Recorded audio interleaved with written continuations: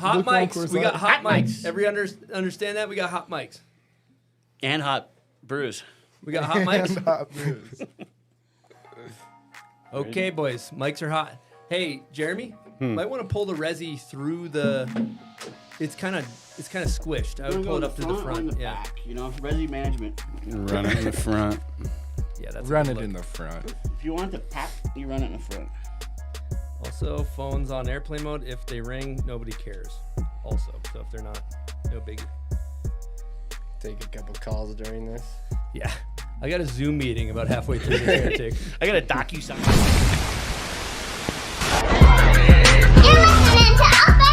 You are listening to All Bang Up. Who that? Who there? All right, welcome back to Bomb Hole Live, formerly known as ABU. We're calling it Bomb Hole Live. We got a great show today. We're going to talk X Games, break it all down. We got a ton of voicemails from all you guys. We got Zeb Powell calling in. We got Austin Sweetin calling in to break down the Baker Bank Slalom. And of course, we got BNN, Buds' News Network. It's a real treat. But in studio today, we have Nick Baden, Jeremy Jones, and Fat Gabe. How are we doing, boys? Pretty good. Fantastic. Amazing. PFAT, yeah. Sorry, I didn't mean to overlap you there. Stony Buds, how you doing? So good, my dog. Woo, he's got the sunglasses on. He's feeling it today. How was the powder today, boys? That was good. It was all right. We're in Utah, so snow's a little light, so you're kind of just riding what's on the bottom, but it was fun. He's used to that top 3 inches. Little dust on top of crust. You get 3 feet of snow, but you're still only riding 3-4 inches, no matter what's going on. Oh, yeah. It was pretty good. Any highlights? There's like almost a foot of snow, probably. There's mad highlights. We got Mike Boggs was going insane out there. Parker Zumowski, Karate. Got to see Germ today. That was epic. That's the Sage. squad. Yeah. So Boggs Airlines was logging some sky miles? Oh, yeah. That seems like a reoccurring occurrence Kid's a good look. up there, huh? Yeah. Kid's a good look. He's not stopping this year. Jones, what did you get into today? Just kind of get back on normal schedule. Had surgery a month ago, so back in the gym this morning, little office work, and then I ended up at the doctor for a few hours, checking up on my leg, X-ray, and again, making How's it sure it's looking? straight as an arrow. That thing was looking like a banana for a hot second. It was definitely a banana, but we're back to kind of arrow mode and looking good. I love that. It's going to be a fun show today, guys. We're going to start it off with some voicemails. Here we go. Thanks, everybody that called in and left a voicemail. Here's the first one. Hey, Bobo guys. This is Patrick from North Lake Tahoe. My friend is snow curious. He's a lifelong skier. He's been dabbling on the board. The question is, what are the top 3 reasons he should just lose the planks and switch to the board? All right. Thanks, guys. Looks way cooler. Looks cooler. Reason number 1, looks cooler. Okay. More fun. I got one. Less stuff to carry. You ever like carrying a snowboard is just one item. Skis, you got 2 poles, 2 skis. God forbid you got a helmet you got to carry around, and it's a junk Garage sale. sale, they call that. It's a garage sale. Jones, How many reasons was it? I mean, we're gonna start with 3, but we can keep going. I mean, it looks cooler, I think works, right? 3. It just looks better, right there. dude. Looks way better. Looks better. If you like standing sideways, it's 100% better. Yeah, even if you don't, it just looks better. Sorry. Ski boots. Ski boots, Oh, with there the you bear go. trap. Yeah. You can just stop there, Our producer Seth is actually a skier. How are you feeling? Do you feel? Forgot about that. Are you feeling attacked? I'm agreeing with you guys. He's agreeing. I thought he was more of a snowmobile Don't feel blader. attacked. Does he It's have- not you that doesn't look good. You It's snowmobile just blade too, right? snowboarding and skiing. Do it all. He does it all. Yeah, see? Solid. You can't look cool in those boots no matter how you walk either. You're done. There's some stuff I can watch somebody go crazy on like a half pipe and skis, and I'm like, oh, that's kind of. But like sometimes I watch people just like wiggling down powder, and I'm just like, that just doesn't. Yeah, this look is where I good. really noticed it, though, in the X Games this year. I know we're going to get into that, but that was when I said it. I commented to my wife, and I was watching the skiing in the pipe, and it looked okay. Like, it looked good. Like, I was trying to give it some credit, and she's all, you're being really nice right now. And I'm like, am I? She said, yes. And I'm like, well, all right then. Don't you just think that snowboarding just looks better? Even when these guys do an insane run, just still doesn't look as good, does it? And she agreed with me. And she'll ski from time to time. She doesn't have like a bias to snowboarding necessarily, other than me, but I'd probably make her like skiing more, maybe. I got a couple positive things. They go really fast. That's cool. Lots of control. Love to watch them do like 100-foot air to their back off a cliff. Oh, like, that is- There's yeah, that's nothing cool. more entertaining than that. That's cool. They can also get sacked too. Yeah, they can get We sacked. can't really I mean, get sacked. Yeah. Dude, there's some dope ass skiers that board though and hold it down, and they do Facts. just like there's some skiers that fucking just like go big and send in. You gotta Straight have up. mad Straight up. respect. Yeah. Top 3 skiers aboard: Jossie Wells, Sammy Carlson, Sammy- Jackson Wells. Jackson Wells, Lucas Walks. What about the K2 dude? What's his name? Oh, Pettit is Pettit. the best. Yeah, Pettit. Yeah, I He's think dope. Pettit is number 1 probably. And Harlow, I'm a fan. I don't even know if he boards. He did a but double board. that dude might as well board to me. Dude, Henrik Harlow did a back 10 double, and he grabbed like Newt outside the knee, outside the boot, like mute, back 10 double cork, like went snowboarding for the first time. And did a See, if double you cork. can Yeah, just like run say- it like that, it plays. Like that dude just makes Yeah. it kind of go, and you But can't why really wouldn't you fault just snowboard anything. at that point and just like do yourself a favor? Yeah, I guess just lot of because competition he out there can pull it snowboarding. off, maybe. Yeah. He's cashing checks. what about And he's poles? You guys cashing think checks. you'd ski with poles or no poles? I think it looks better with poles. Yeah, you gotta go. Yeah, then you as can much point, you can much hit as it's just people. more Yeah. things, I agree with that. Poles in the pipe? Poles in the pipe I for just sure. think Poles in poles the street. always really. Poles is almost like more dangerous. You like land and like hit your face on your pole, you're smoked. You'd go poles in the street too? I don't know. I got a hard enough time grabbing with all 5 fingers. That's what Imagine I you was got you're wondering. holding. What do you got? You got 1 finger to grab. You got 2. How Yeah, does you that could work? stub your finger, Yeah, the edge and the pole, and Alright, maybe a wall or a rail. And we kind of gave skiing. much- a We lot gotta of, get like, off of this Yeah, shit. let's Yeah, kind we of gotta We're get gonna off keep of it this moving. We actually got to give a shout out to Send It Syndicate. Sent us $20. Dang, Nice. So they're stoked Props. watching from Sweden. Appreciate you little guys. super that's chat. sick. All right, we're Send gonna it. we're gonna get into question number 2. Here we go. Hey, boys. Hope it's great out there in the salty lakes. What's your go-to guinea pig trick? Thanks. Good question. Yeah, Back three? front 3 or back 3. Back 3, front 3. Straight Yeah. air. I'm kind of down for a straight air too. Yeah, I think threes are a little more guinea than straight. If I'm too scared, I'll go 3, and then a rail would be a back fifth. I'd say like a bounce off the knuckle for me, probably like a short track, like a front 3 to short track to bounce off the knuckle. Of course. Yeah, I mean, that's usually. classic. Smack the knuckle, cartwheel. Depends on what it is. I mean, front 3 on a wedge, probably like cab 5 on a step down. Cab 5 is Yeah, the basically a cab back 5 3. step Yeah. down. Yeah, it's Four kind of a fist cab commish in 3. the streets for you, Chris? Front Hard way 4 fist ping talk Just on the ding. rail. Yeah, that's how we do it. All As right, much as possible. good stuff. All right, well, I think it's time to talk X Games. First clip we have is it wasn't even in the competition. It wasn't in the competition. But we have Zeb Powell doing a crazy. Did I send you that, Seth? I got that. All right, I'm gonna call Zeb because he's gonna break down the trick. So let me see if I'm actually seeing that.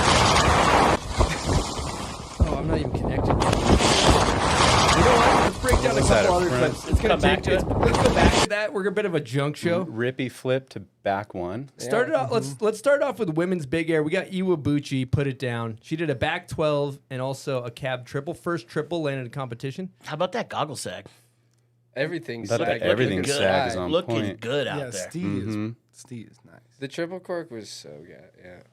Woo. That was gas. Hands up. She Flipper cork. Oh yeah, she came in for Rockstar Heavy for us. on Yeah, this she one. did. Oh, That was big. Team Star. That's what's up, Oh, huh? is that what's You up? guys That's throwing it big out ups. there. That's what's up. That's big up. That was boss. That whole comp was boss. Yeah. That was super boss, actually. Mm-hmm. Yeah, they kind of were. A lot of it is more Lighten it swag up. than the guys at the moment.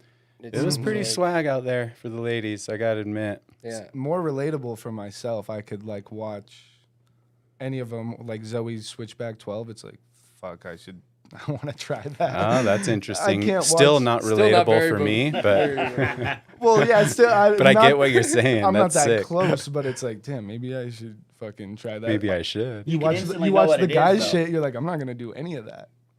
Hell no. Yeah. No, it was crazy. That was good. That was awesome. And you know What you about can know Lori? what it is. Oh, that's Lori Blue interesting. can't Still walk. not Still relatable not for relatable. me. She threw that triple Well, yeah, too, still, right? But I not- get what you're saying. I'm not That's that sick. did a close, triple but too. it's like, damn, maybe I should fucking try that. Maybe I should. You can watch instantly you know watch what the it is, guys though. shit. You're like, I'm not gonna do any of What? that. Who is talking? Hell no. Yeah. No, it was crazy. That was good. That was awesome. And you One know thing what about you we got to Lori bring is. Oh, out that's Lori Blue. interesting. can't Still walk. not Still relatable. not very Oh, relatable. she threw that triple Well, yeah, too, still, right? But I not get gonna what you're hold- saying. I'm not That's that. sick. It's all good. I had to turn my Bluetooth off. We're just trying to make sure you guys are listening. Sorry, we you were know? having issues there. Give me one sec. I think we're back on now. So you guys Just take. sit tight. Well, I got to do some tech stuff. That was confusing. Talk about Lori Blue Amp for a second, because she guinea'd the triple She and guinea'd got- it. and kind of got robbed. What it took her a couple of times. How many times? till I she think got I it? think she Three. did it third. Yeah. Was- Yeah. But the first, did she slam maybe on the first? On the first one, I think. I don't know, but it is. It wasn't Not bad. super The bad, one though. she did Yeah. was butter, though. Yeah, It yeah. is. It's harsh. It's got to be harsh trying that shit because you know the first time you try it, you're like, I'm gonna land this shit. I want to. You land better, this shit. yeah, you And don't then wanna- like Then you gotta go two again. times later, you're like, fuck, I gotta do this shit. I know, and then getting snuck in Yeah. between someone else putting it down. Mm-hmm. That's rough. And then still to clean it, though. Yeah, fire. big Props All on right, that. pull up Zeb's clip. I think we got Zeb on the line. Let's see. Zebulon, you there? I'm here. Oh, there he is. There he is. All right, Zeb. We got some technical difficulty here. We're breaking down the Rippy Flip rewind. A lot of arguing of what this trick was here. So, let's keep talking. Break it down for us. What happened? It's my first time dropping it with that big ass board. This is FT. No. This is the first time trying. I was like, okay, and so I dropped one and it's like, do it. And then I like open up to like, and my weights just, or like I just started spinning the other way kind of. And that was like the only way I really could land. So I went with it.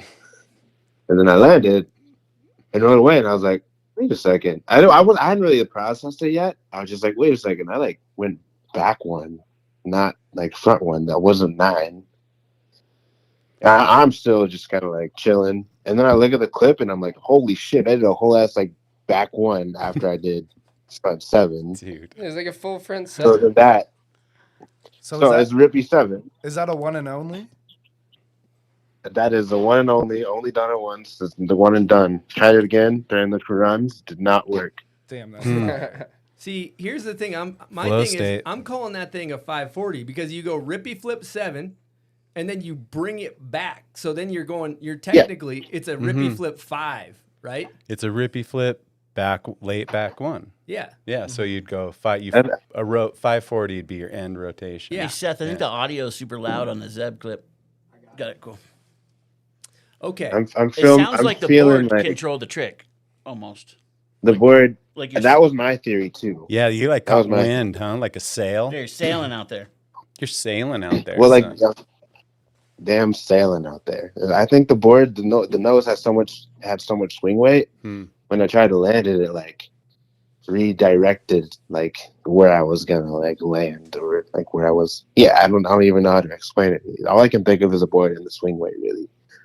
all around is some crazy ass Yeah. impressive shit. For So sure. you'd Yeah, say looks that awesome. that trick is Fitting. kind of like the plan is there is no plan type of situation. The plan is there is no plan. That's like if you could button mash on a game, that's what that trick was. Button, It's a man. button match.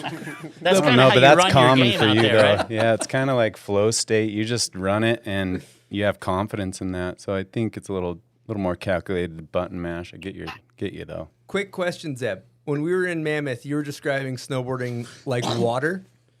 Do you want to elaborate on As that? what? Like water, like flowing like water.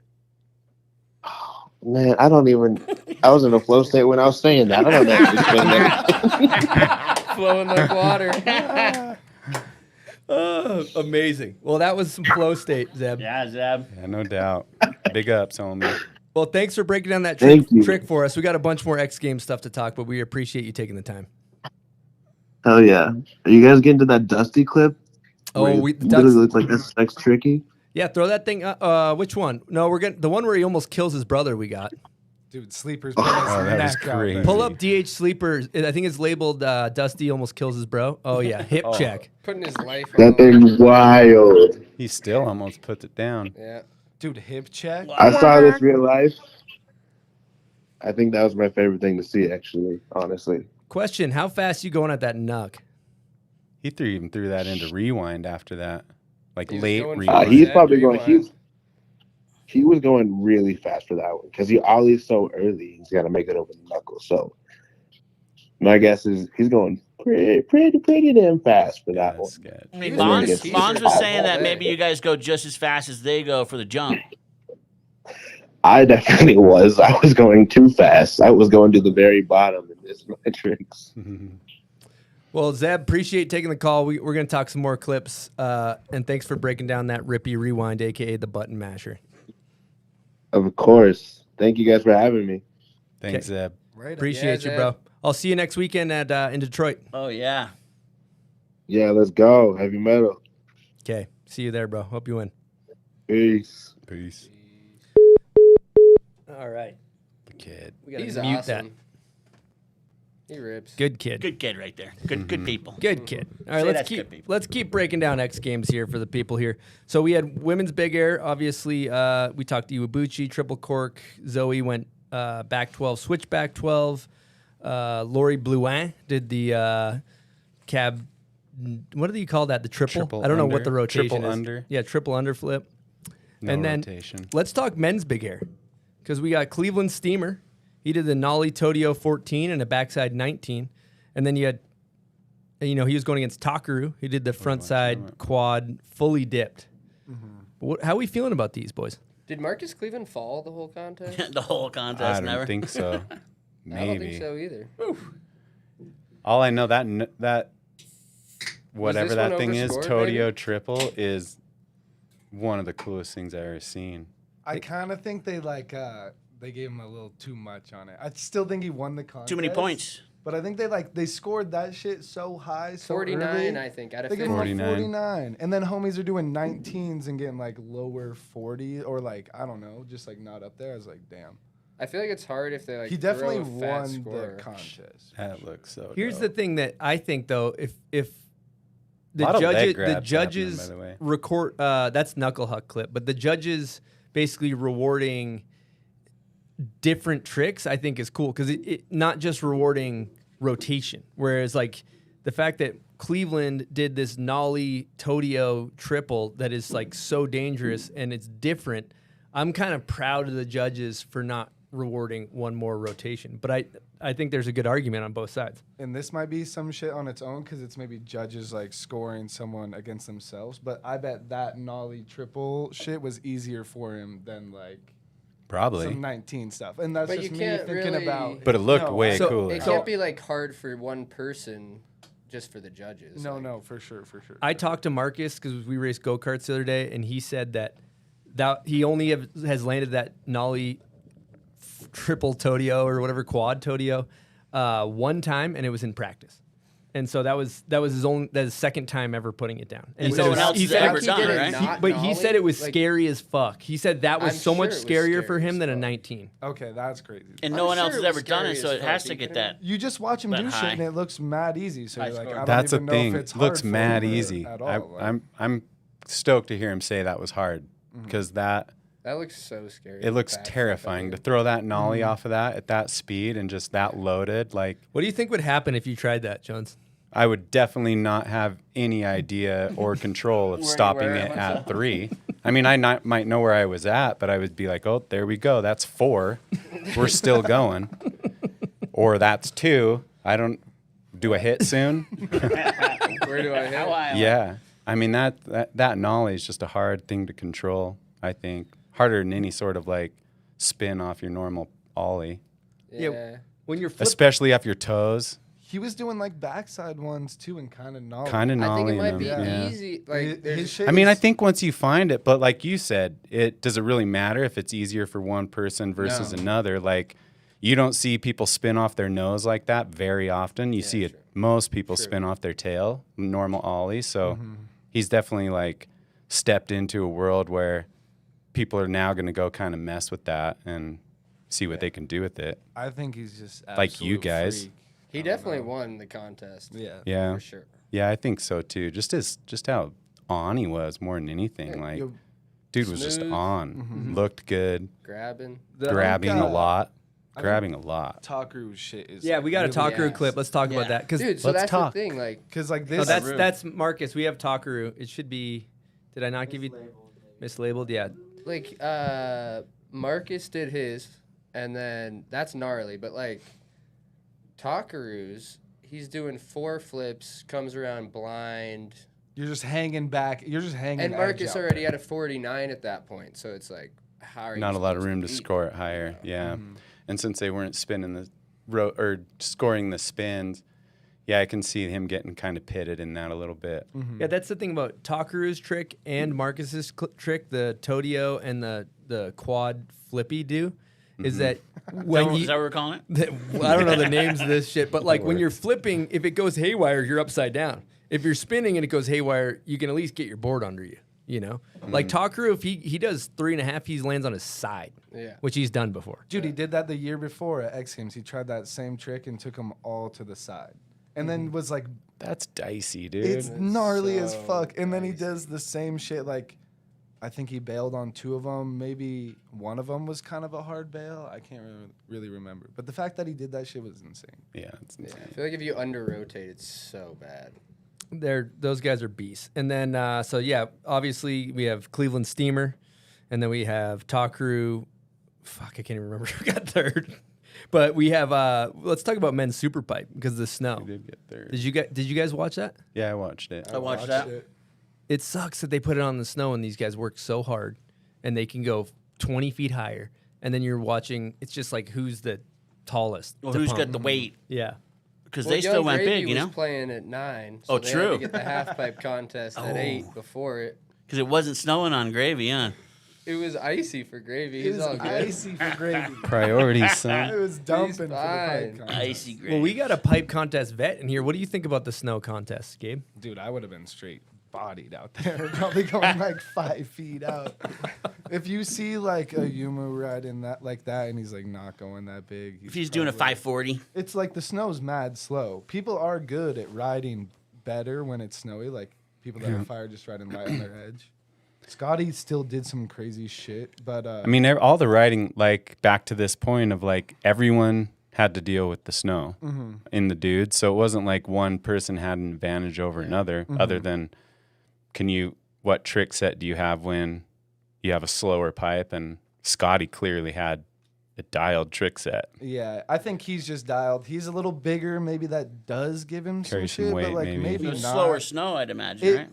It was mad impressive to see him do that shit. It just sucks that because if it was a fast pipe, it's just an overall better event, I think. Oh yeah, Like, agree with that. obviously. Yeah. Yeah, if everyone's firing on all cylinders, Yeah, you it's a want to better show. see a Yumu doing the triple, and you want to see Kaishu going massive, and you just want to see it all. You know? You want to see the show for sure. For sure. And then That for is struggling. women's pipe was a good show, and then women's slope was electric. We had Zoe and Tess battling it out. Tess did a boss ass back 10. I don't think we have a clip, but it was fire. Tess is a boss. Yeah, she's a boss. Tess is a boss. Not afraid to bark. And then Zoe went ice water veins clutch again, as she does. And then for men's slope final, it came down to the last run. Mark McMorris, he was absolutely clutch. I think we have his run here, and he Whole pulled run? it. Yeah, he pulled it through and kind of set it down. He kind of set it down. I kind of think Red got a little gypped. Agree. I felt that way too. But Sparky turns it on when it's time to turn it on. Dude, like last run is just super dark out there. It is looking so dark. This is Mad like dark. you guys hitting the jump in Logan the other day. Same light, pretty much. Yeah, maybe just Spark about. could probably film for Brown. You know, hit some shit in the dark. Well, Spark and Ika hang out. Brown so lights, they kind yeah. of both put it down in the Yeah. dark. But yeah, that was insane.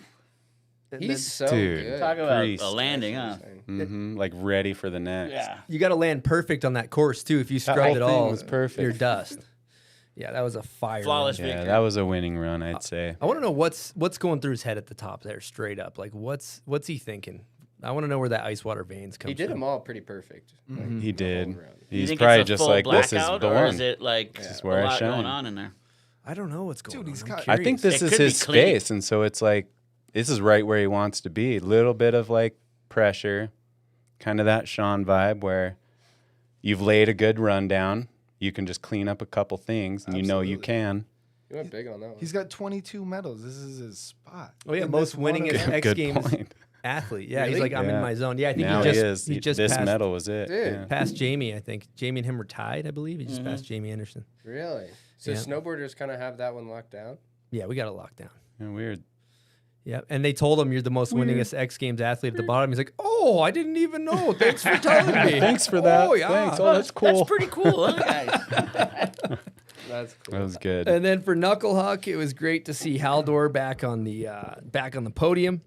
And I think it's really important to talk about, with X Games, talking about the tricks, because there was an issue with obviously a lot of negative stuff going on the internet with all the influencers, and people weren't feeling a little gravy and all that stuffs. I don't think it's fair to not talk about the riding, because that's what's important. You don't want to take away from it, focusing on the negatives.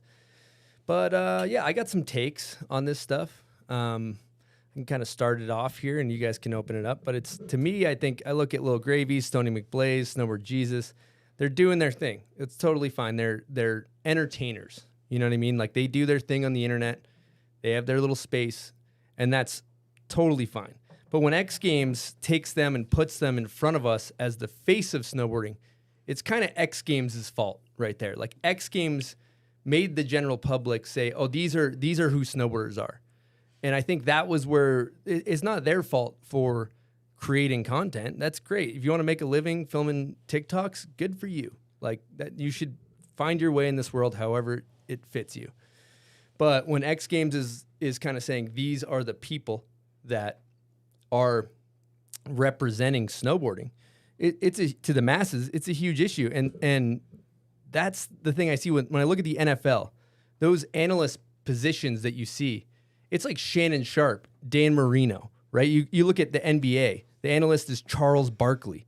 There's all these football giants that are calling the NFL, and they're the ones that are in the place of Stony McBlaze and Snowboard Jesus. These are like real giants of the sport that have earned their keep. So they've earned their stripes, so they're here to represent us as a culture. And so, I think that was where they did a disservice. And I got no problems with Stony McBlaze, Lil Gravy, but Snowboard Jesus fucked up. Snowboard Jesus fucked up because he got in the comments and started chirping Todd Richards. And he got in the comments and said, I don't even know who you are, Todd Richards. He basically said, like, in the comments along the lines, like, when you take that, Yeah, Kai? it's like basically saying, if you're an NFL influencer, you're like, I don't know who Jerry Rice is. It's like one of the most winningest half pipe riders of all time. So when you get in there and you're Snowboard Jesus, and then you're shitting on Todd Richards, and then he even left another comment that said, let's see, I'll use my followers count against legitimately anyone who has a problem as an official poll. What he's saying there is he's essentially saying that his rank is higher than Todd Richards because he has more followers. That's a clout thing right there. That's clout. And so, Well, he said, I'm trying to save the sport, too.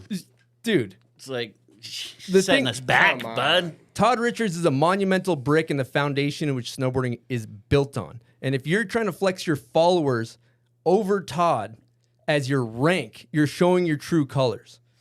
So basically, fuck Snowboard Jesus is my take when I look at all this, because then I start looking at his gram, I start going through his TikTok or all that stuff, and I look at this guy and he goes through and he starts posting these like disingenuous kind acts in exchange for likes. Like he's like, oh, I got you a gift certificate from Burger King. It's from Snowboard Jesus. I'm saving you. Oh, did you fall down?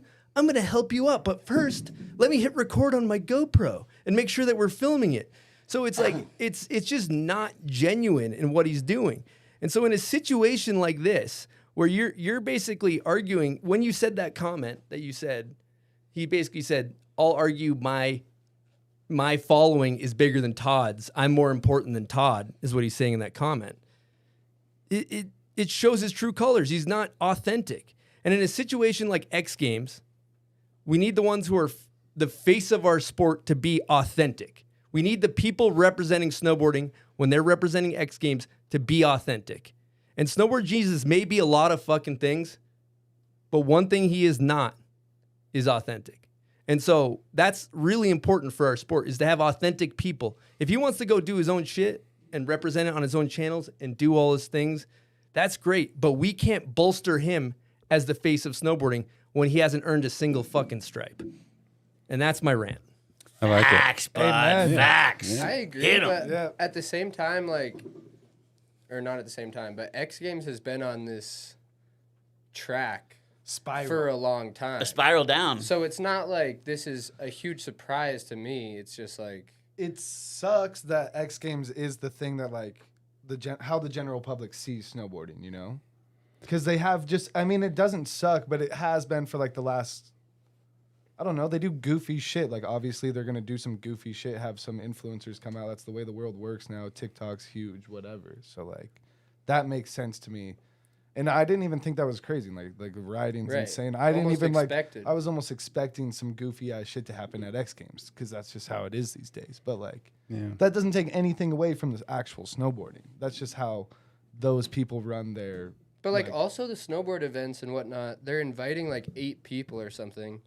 It's like, there's not that big of a pool. There's not like a Cinderella story young person who's maybe going to win the contest either. Like there used to be at X Games. That was like part of the reason to watch was like there was this young person who might win, you know? Mm-hmm. That new kid can't even get in now. Yeah, like whoever it is when they're super young might not have a spot at the moment No. because Yeah, you just have to run all these feeders to get there. It's more of a program. The thing is this, like, kind of to this point, like, X Games was heading down this path, and then in contrast to kind of the way you were framing it up, Chris, like, that to me, X Games wasn't, those people on there weren't, to me, in any way, was I looking at them like, oh, these are the people representing snowboarding. I was looking at those and I was like, who are these people that X Games hired to play this thing? And then when that, what's that dude's name? The white rapper dude, the Lil Gravy. Yo Trippy, Little Gravy. Little Yo, Gravy? yo, Trippy. Yo Trippy. Yeah. that would be a way Like when better he name. starts rapping or whatever, like on the PA, you know, I was like, I mean, first word, I'm like, look at my wife and I'm like, whoops. This but out of no way, like, was, Whoops. like, I didn't know who he was. I do now. But X Games just brought those people in. It was weird. There was like, it was a weird vibe on like these announcings, but they weren't like, the snowboarding ultimately represented snowboarding to me. And like, it's like, we're giving these influencer now all this like kind of like we're sending everyone to look at them like, hey, check them out because we're talking about them, but they're just piggybacking and doing their thing on TikTok, like you said, which is fine. Like you have your space there, but like this Snowboard Jesus guy is clearly not a snowboarder. Like if you don't know who Todd is, then next time we talk, like figure out who Todd is and then let's have a conversation with some respect. And then we can talk about you being back in snowboarding. But as far as like him being a snowboarder, he's clearly not. He doesn't have like, I mean, A resume. Yeah, that's not like, that shouldn't threaten any of us. He has no pedigree, Yeah. if you will. Yeah. But the thing that I think is like, all right, I'm going to kind of contradict myself in some senses and look at it from all sides, right? So I don't want to be a fucking rigid old head, which I am. I think snowboarding should be a certain way. But I do think that's a great point of, all right, you things have to change. You have to bring people in. Sure, like these guys have this tremendous following on social media platforms. Bring them in. That's great. Just get some eyes But there. Get some eyes there, but just let them do their thing on their own. Don't put them as the face. My point being, when you watch NFL and you watch NBA, You have people like Charles Barkley that are in these roles that are just so well. They have such a deep pedigree in the sport that when they're talking about basketball, you're like, that's Charles Barkley. I know what he's talking about, you know? And also to their point, when you have a live stream and you don't have commercials and you have to fill all these like 30-minute time blocks with bullshit, it's not that easy to do a broadcast. So I understand.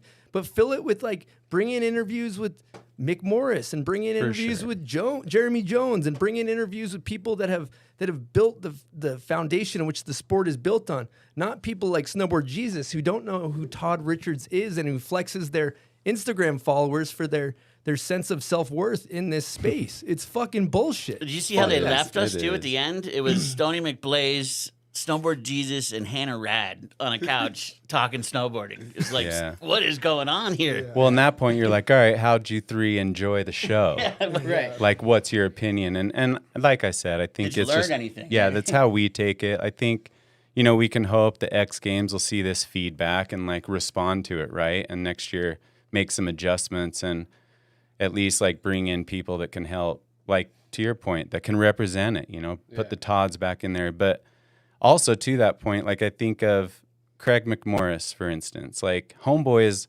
gotten really good at calling those runs and calling like, I think he does good and he knows snowboarding well. Like he can speak to the tricks, he can speak to the riders. And like, to me, I listen to that and I'm like, all right, Andy actually snowboards and still puts up stuff on camera. So I listen to that and I'm like, at least he's still there. At least he's calling these main components of this. And, you know, whether you're down with him or not, like he did a good job. He doesn't miss tricks that often. And you're watching like 14s and 16s like back to back. And you kind of have to study what these riders are doing to be able to call it live. And so I really appreciate his and his partner too does a pretty good job. I think Craig keeps the snowboarding really in check there. But I do not like his partner. I think Brando could go. Well, I think I agree kind of, but like the two of them, you got to admit, they feed off each other well. And like as a collab, like Craig bounces off him pretty good. But I think Craig's a good, go ahead. Well, this is just a like snowboarder's opinion. I'm watching a snowboard contest and maybe like most of the people out there aren't like me, but like,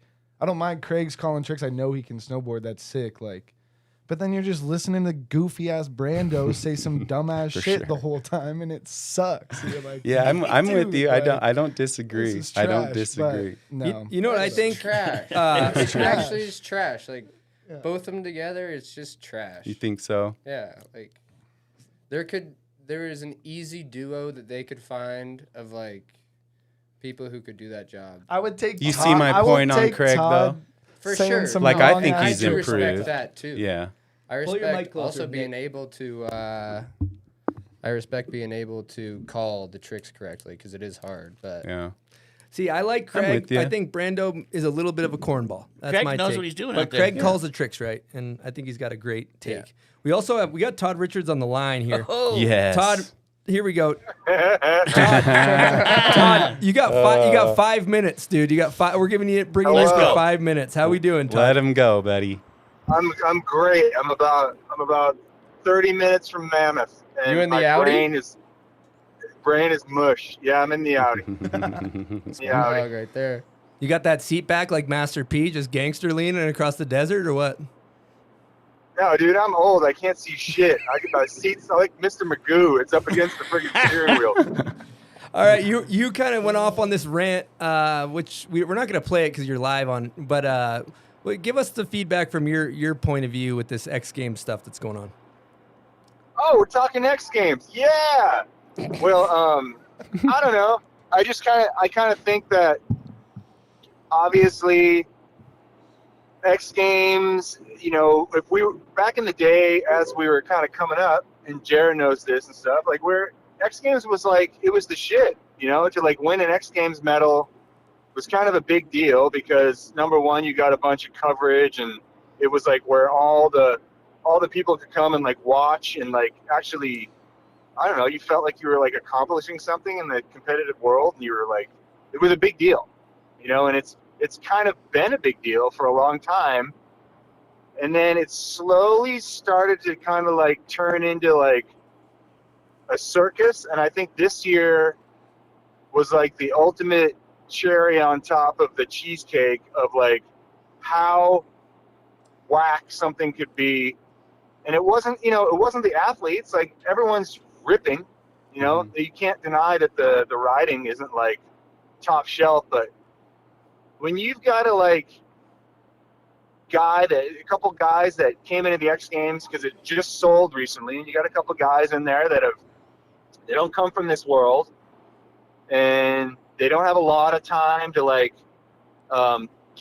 get this whole thing in line, and they came from Twitch and TikTok, and so they went with what they knew, and they probably looked, they Googled snowboard TikTok, and this is what they came up with, was some people that maybe didn't represent the hard work that all the athletes put in to actually get there, and like what they're doing. And I don't know. I mean, I'm just a purist, dude. I'm like, there's so many people that are like content creators that actually, like Casey Willax, for example, like, he rips. Like, why not get that guy there instead of like some dude whose whole shtick is to pretend he's fucking stoned? Like, what? Like, get stoned for real. Could have just got Dude, we need to hold him down and blow smoke in his ear, man. Yeah. Like you do with... Straight up. What about? I heard you had some people come at you pretty sideways from your rant. You had some of the TikTokers fan base come at you sideways. I think it's kind of like, here's the deal: is like, obviously, if you look at the Instagram post and like all the reactions to it, the people that I respect, the people that it resonated with, are people that just want, they love snowboarding, they love the culture, the history of it, and like why we're at, why we're even paying attention to it. But a lot of people kind of came at it as like, this is gatekeeping. Snowboarding has changed. You're talking to a new generation of people. This is just how it is. But there wasn't that many. There really wasn't that many of people that kind of came at it sideways, to be truthful. It's because they know. Because they know everybody agreed with you. You said what everybody was thinking. I guess. I mean, I'll be the cranky old dude on the front porch. Because you are? Because I am that guy. Because I was actually on the front porch recording that. Don't pretend you're not the cranky old guy on the front porch, Jared. I know you. You and I have had plenty of cranky old guys in the front porch conversation. Oh, happy to have more. At any time. No, you can. What did I text you, Todd, after? I think I said something like, that was a hilarious post. Thank you. Something to that. I don't remember. I posted that, like, kind of had a bunch of coffee and basically was like taking out the trash, and it was kind of like just a brain fart. And I kind of went about my day, like, I said it and forget it, and then like I come back at like noon, and I'm like, oh my God, what has happened? And there's like 1,000 comments, and I'm like, okay, well, apparently this resonated with a couple people. So that's kind of how it went. And then the next thing you know, it's Sunday afternoon. We're at like 480,000 views, and I get the call that, hey, the guy that's doing TikTok sports would like to talk to you, and the guys from the X Games would like to have a meeting.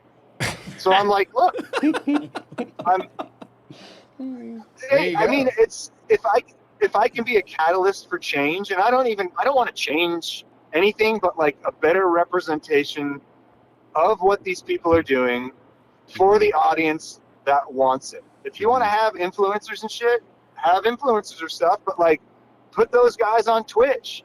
Don't put them on the the stream where everyone's watching for those sports. Yeah. Good point. Yeah. I like Also, that. sidebar, talking about gatekeeping, it's like it's actually kind of important. We lost service. We lost Todd. Yeah, that mammoth drive. We lost Todd. He's driving Keep through your the thought desert. going. But talking about gatekeeping, the one thing I think is kind of important is like we actually need It's fuck it. I'm gonna just Todd's out. It's been a long road to make snowboarding. Who is that guy, anyways? Yeah, who is Todd Richards anyway? I don't even know who that is. Never even heard of him. He's got no pedigree in this sport. I saw some shit about him on Snowboard Jesus' page. Oh, that guy. That's who you're That's talking where I about. first heard about him. Yeah.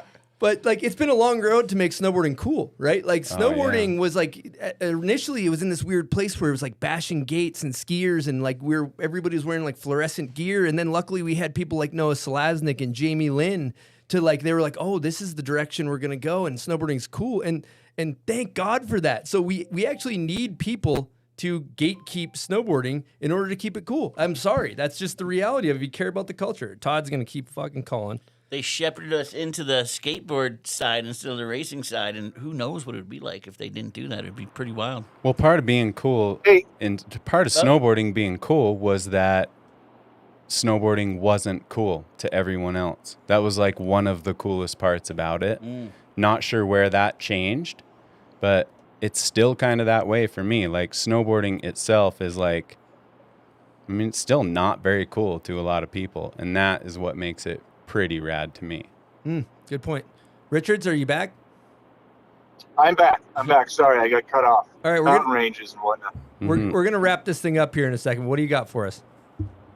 Well, I just wanted to, with the bomb hole, we have one of the best influencers ever to parade around at an event. Now, we've got Snowboard Jesus, but is anyone really aware that the bomb hole has Snowboard Santa?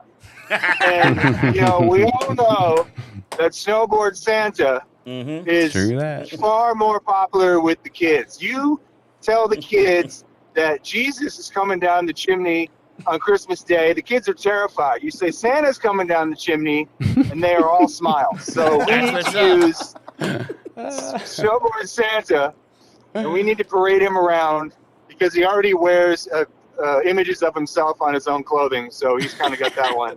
Same as Snowboard Jesus. Same as Snowboard Jesus, yeah. I'm more of a snowboard gnome out there, you know what I mean?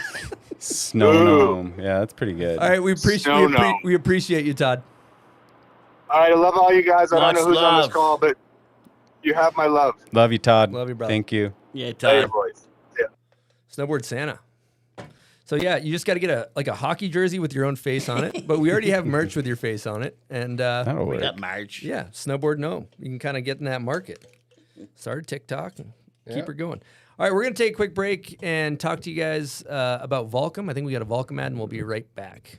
Greetings, my fellow bomb holers. It's your boy Torgear. A lot of you might not know this, but I'm all about talking fit. So let me run you through my 22-23 Volcom outerwear kit. I'm wearing the guide jacket. It's a shell 3-layer Gore-Tex jacket. Keeps me warm, keeps me dry. It allows me to layer up underneath. Not too baggy, but definitely not too tight. It's also got the holy grail of outerwear technology, Volcom Zip Tech, which allows it to zip to any Volcom pant. And with that, I'm running the 3-layer overhauler bib pant. It's also got the GPT articulated fit, again, like a relaxed fit. It's also got the straps on it. It doesn't have the bulky clicking thing, so it's only got Velcro on there. So wearing a backpack too, you don't even feel that it's a bib. If you're anything like me, outside all day, every day in the wintertime, I highly suggest going to Volcom and checking out the guide jacket and the 3-layer overhauler bib pant. That's it for me, guys. Back to your regularly scheduled programming. Peace!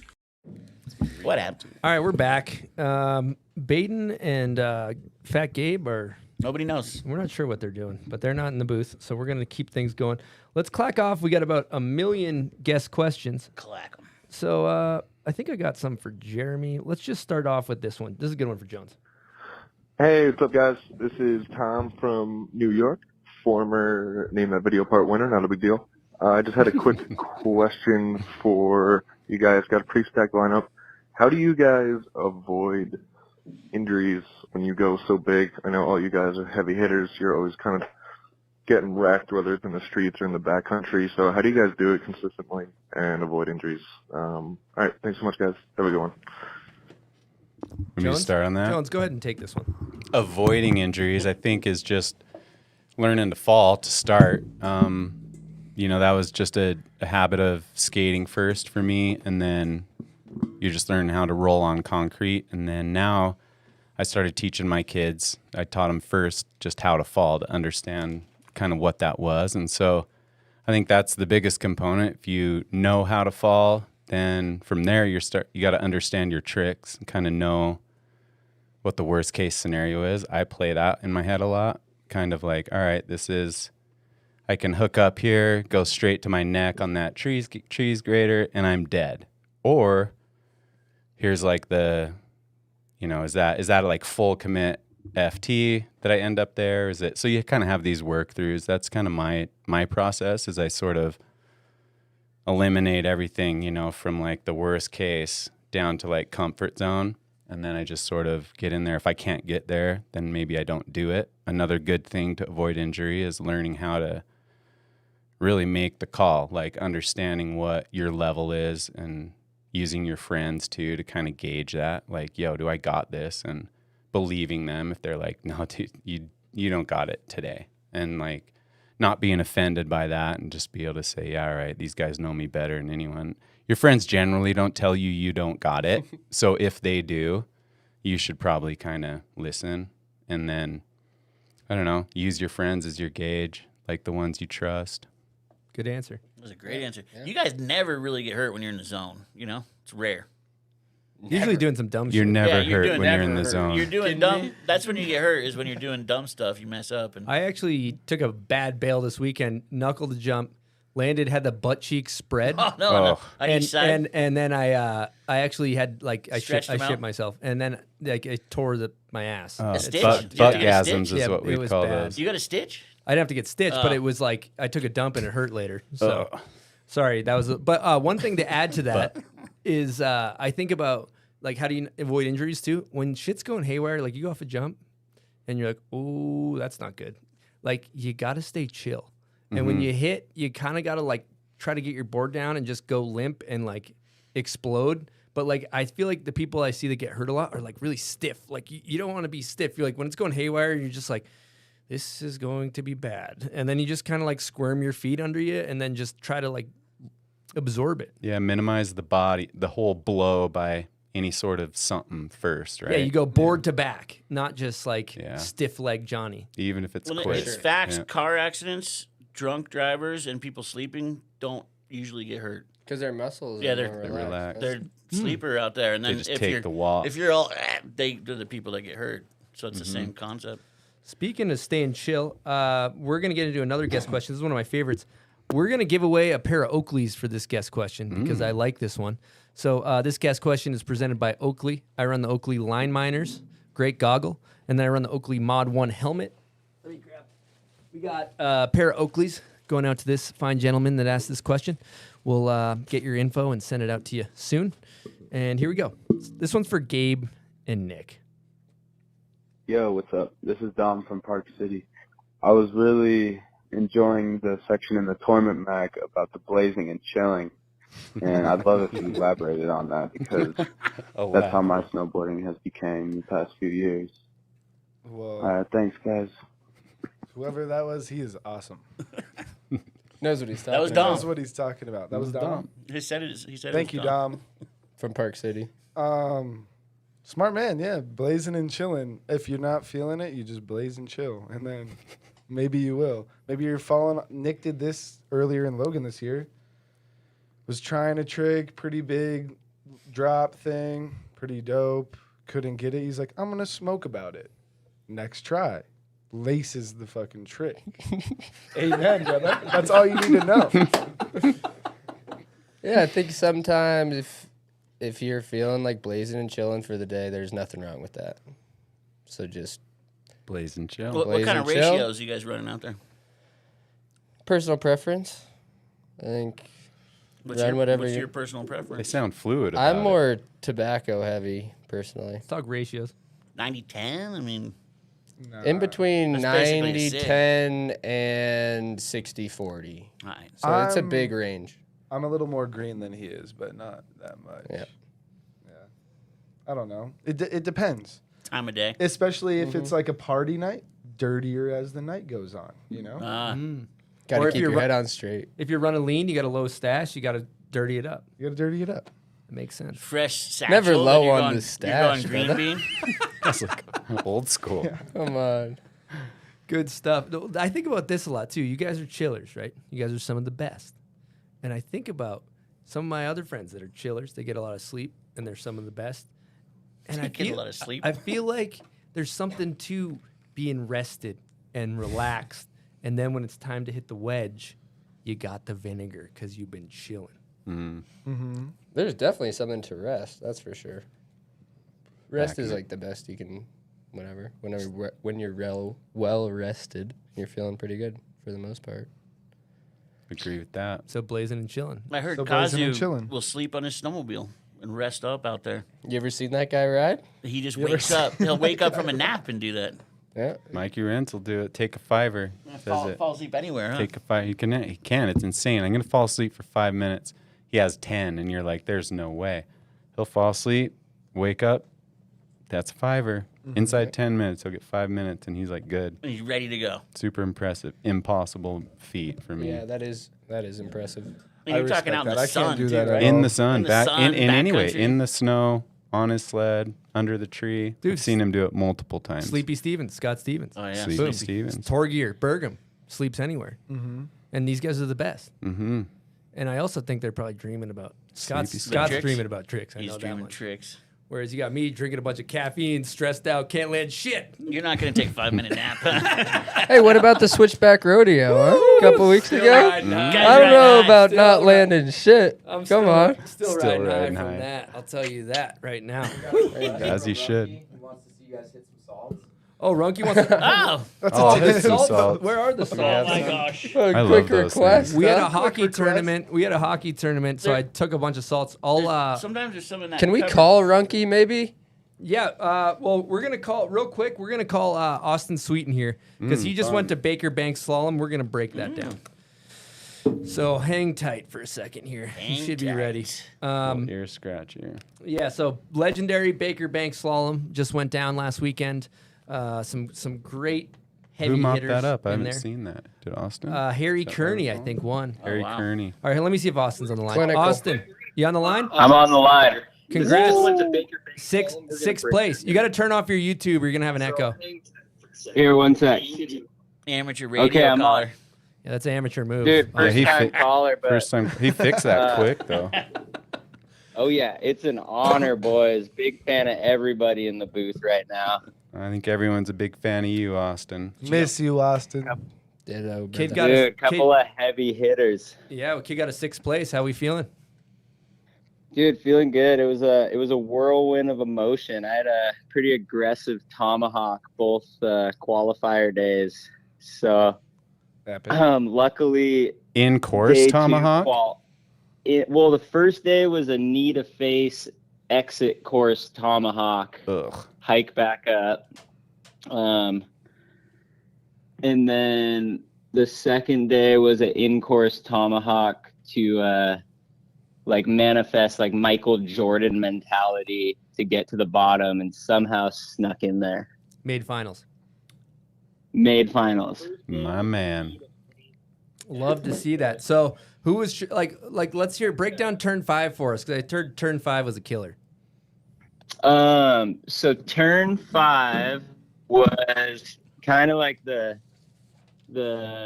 it was like the turn of the year, you know. It was, there was 2 rocks that as the weekend went on became more exposed and they were kind of just taking boards out. Yeah, no board really survived that, especially Harry Kearney's. He had like a baseball sized crater from nailing the rock, went to a dead stop. Wow. Still won on the same board? No, he had to get a board from the demo tent. Shut up. That's insane. But dude, yeah, it was crazy. Like that berm was taking everyone out, and they had the rocks spray painted blue so you could see them. And you would come around the turn, and they would just like there was 2 of them that would just like stare you down. Oh. And then, yeah, you just kind of had to hold on. It was pretty aggressive. So I'm looking at the results here. You got 6. It looks like Gabe's older brother Ben Ferguson got you by 0.4 of a second here. Yeah, he did. He snuck in there. How you feel about that, Gabe? I mean, I'm proud of him. I wish I would have seen him do better. I bet he was up late drinking a little bit too much. But bottom line, he's proud of him. But bottom line, that's blood. I'm proud of him. Sixth place. Sixth place, we'll take it. No, we got fifth. You got fifth. Fifth? got fifth. Yeah, fifth, we'll take it. Graham Watanabe I'm and Seth getting that. Westcott 7th and 8th, so you got a couple border crossers behind you. Yeah, Couple of border crossers. Major topic: Cannon Cummins beat his father, Temple Cummins, who I believe is one Baker banked, right? No way, that's sick. Temple's got a couple. I mean, the Cummins family, they're like bank slalom royalty. They got a lot of duct tape, a lot of blankets. But yeah, Cannon's really coming. I think this is the year of Cannon Cummins. Do you think Mervin has the most duct tape? They've got For it. sure. You get a raise if you get a top 10. Well, actually, Terrier, I think, is the most winningest. Most 13 winningest coming in strong. Yeah, but that's like a solo show, winningest over all of the Mervin. I don't know. True. Yeah, Mervin has to be a big stack. Mervin's got to be a big Yeah. stack. Right now, it's not Barrett or Temple. It's just Cannon's mom and dad.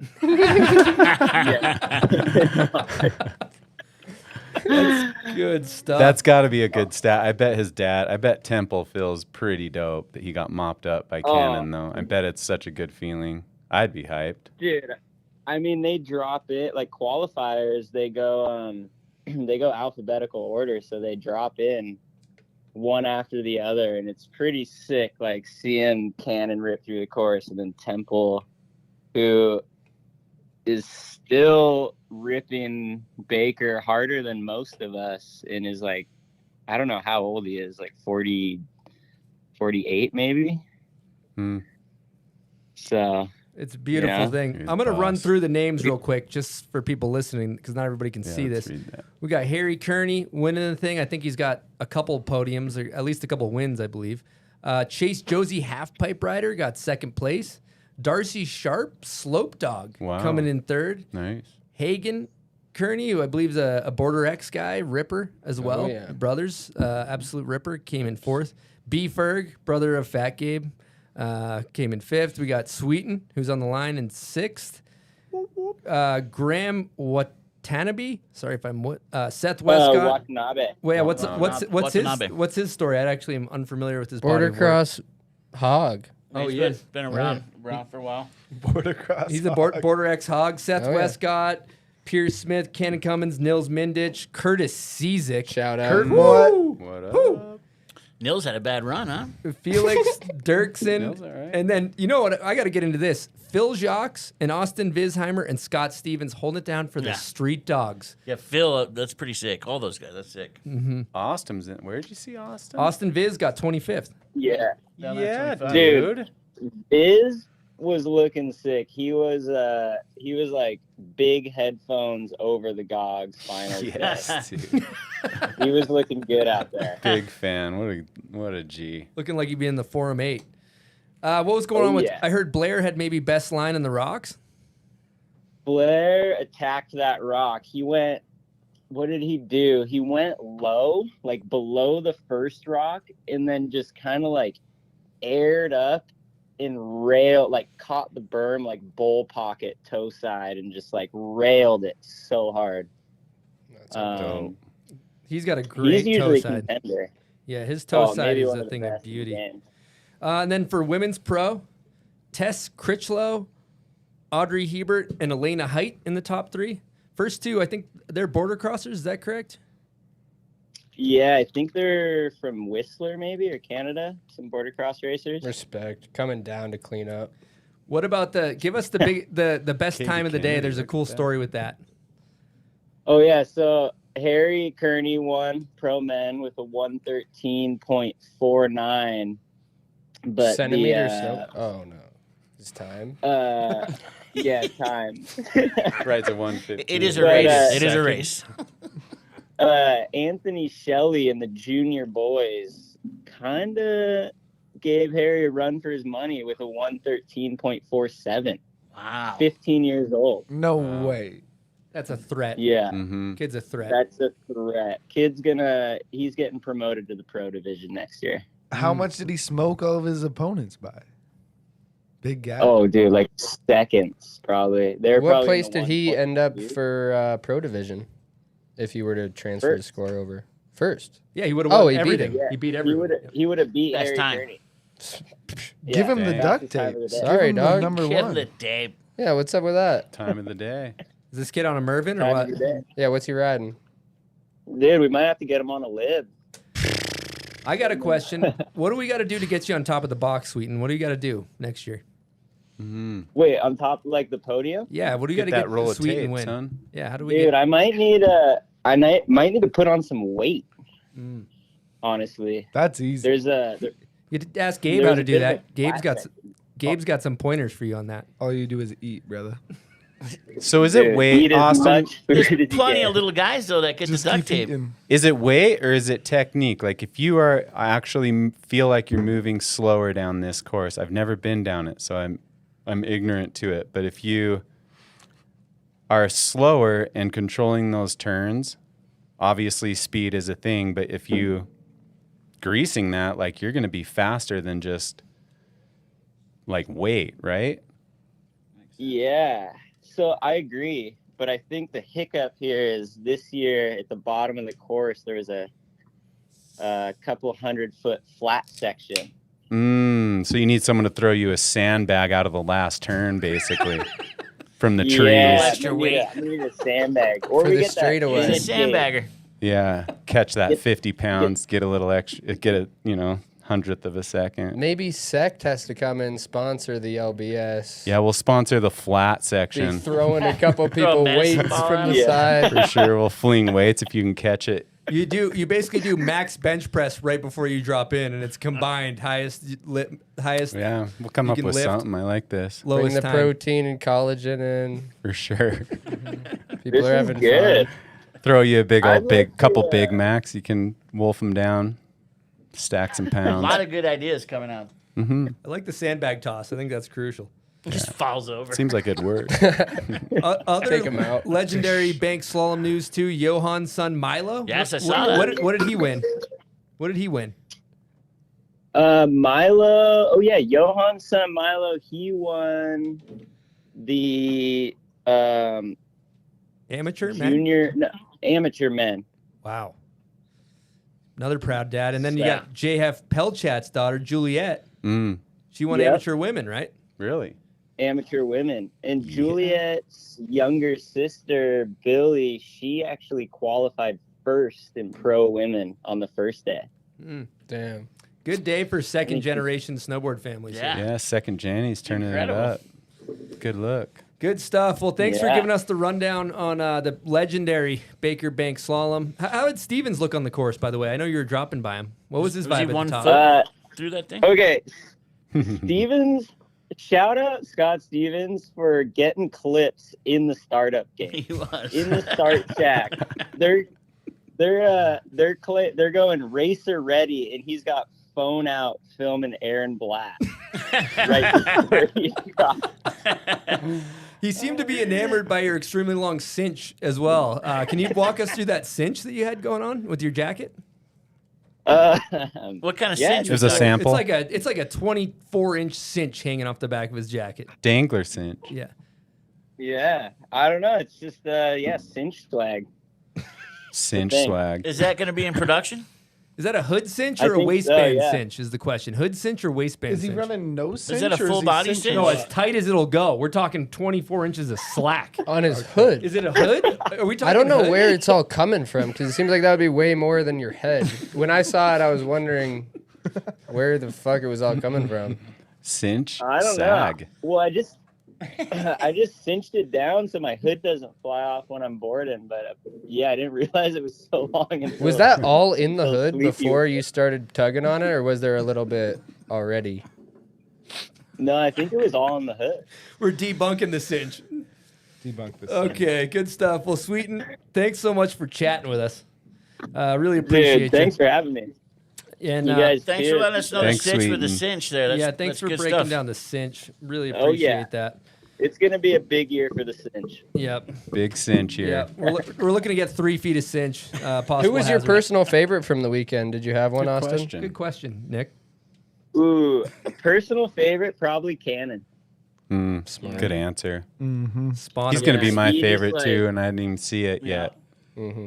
He's Probably just won't. like he's too fat, like really fast. And he's just so smooth. It's just like him and Temple are like, they're the smoothest. It's like they're doing nothing, but they're going faster than everyone.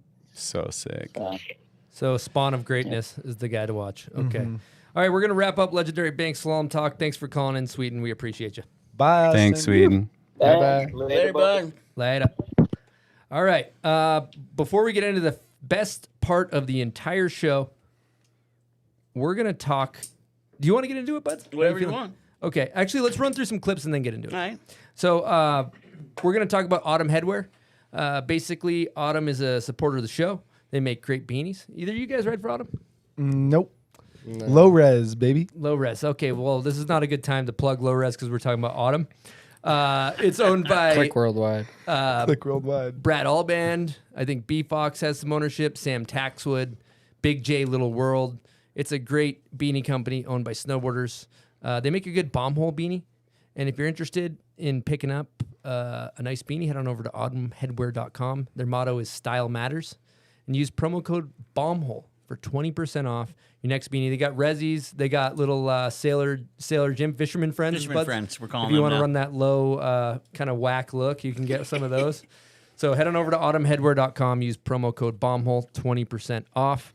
And let's do BNN. Let's hit BNN, We're going buds. BNN. Yeah, fire it up. Welcome to BNN, Buds' News Network. Doug. Let's see if this one's I better. appreciate and that, if this Jeremy. one's better, I'll tell you right Thank after. you. Welcome to BNN. Do we have the intro? Yeah, it went. The intro was playing. Oh, sorry. Well, he was gassing me up. He was getting me hyped. Welcome to BNN. You know, I decided a little bit. We're going to do a little bit of educational stuff for you quick. And by educational, I mean just tell you some news instead of just some headlines. You know what I mean? And so Wu-Tang Clan, if you guys remember correctly, they put out an album in 2015 called Once Upon a Time in Shaolin. They sold it to an anonymous buyer for $2 million. And the deal is you can't sell it, basically. You have to just go out and you can only listen to this yourself and enjoy it yourself for $2 million.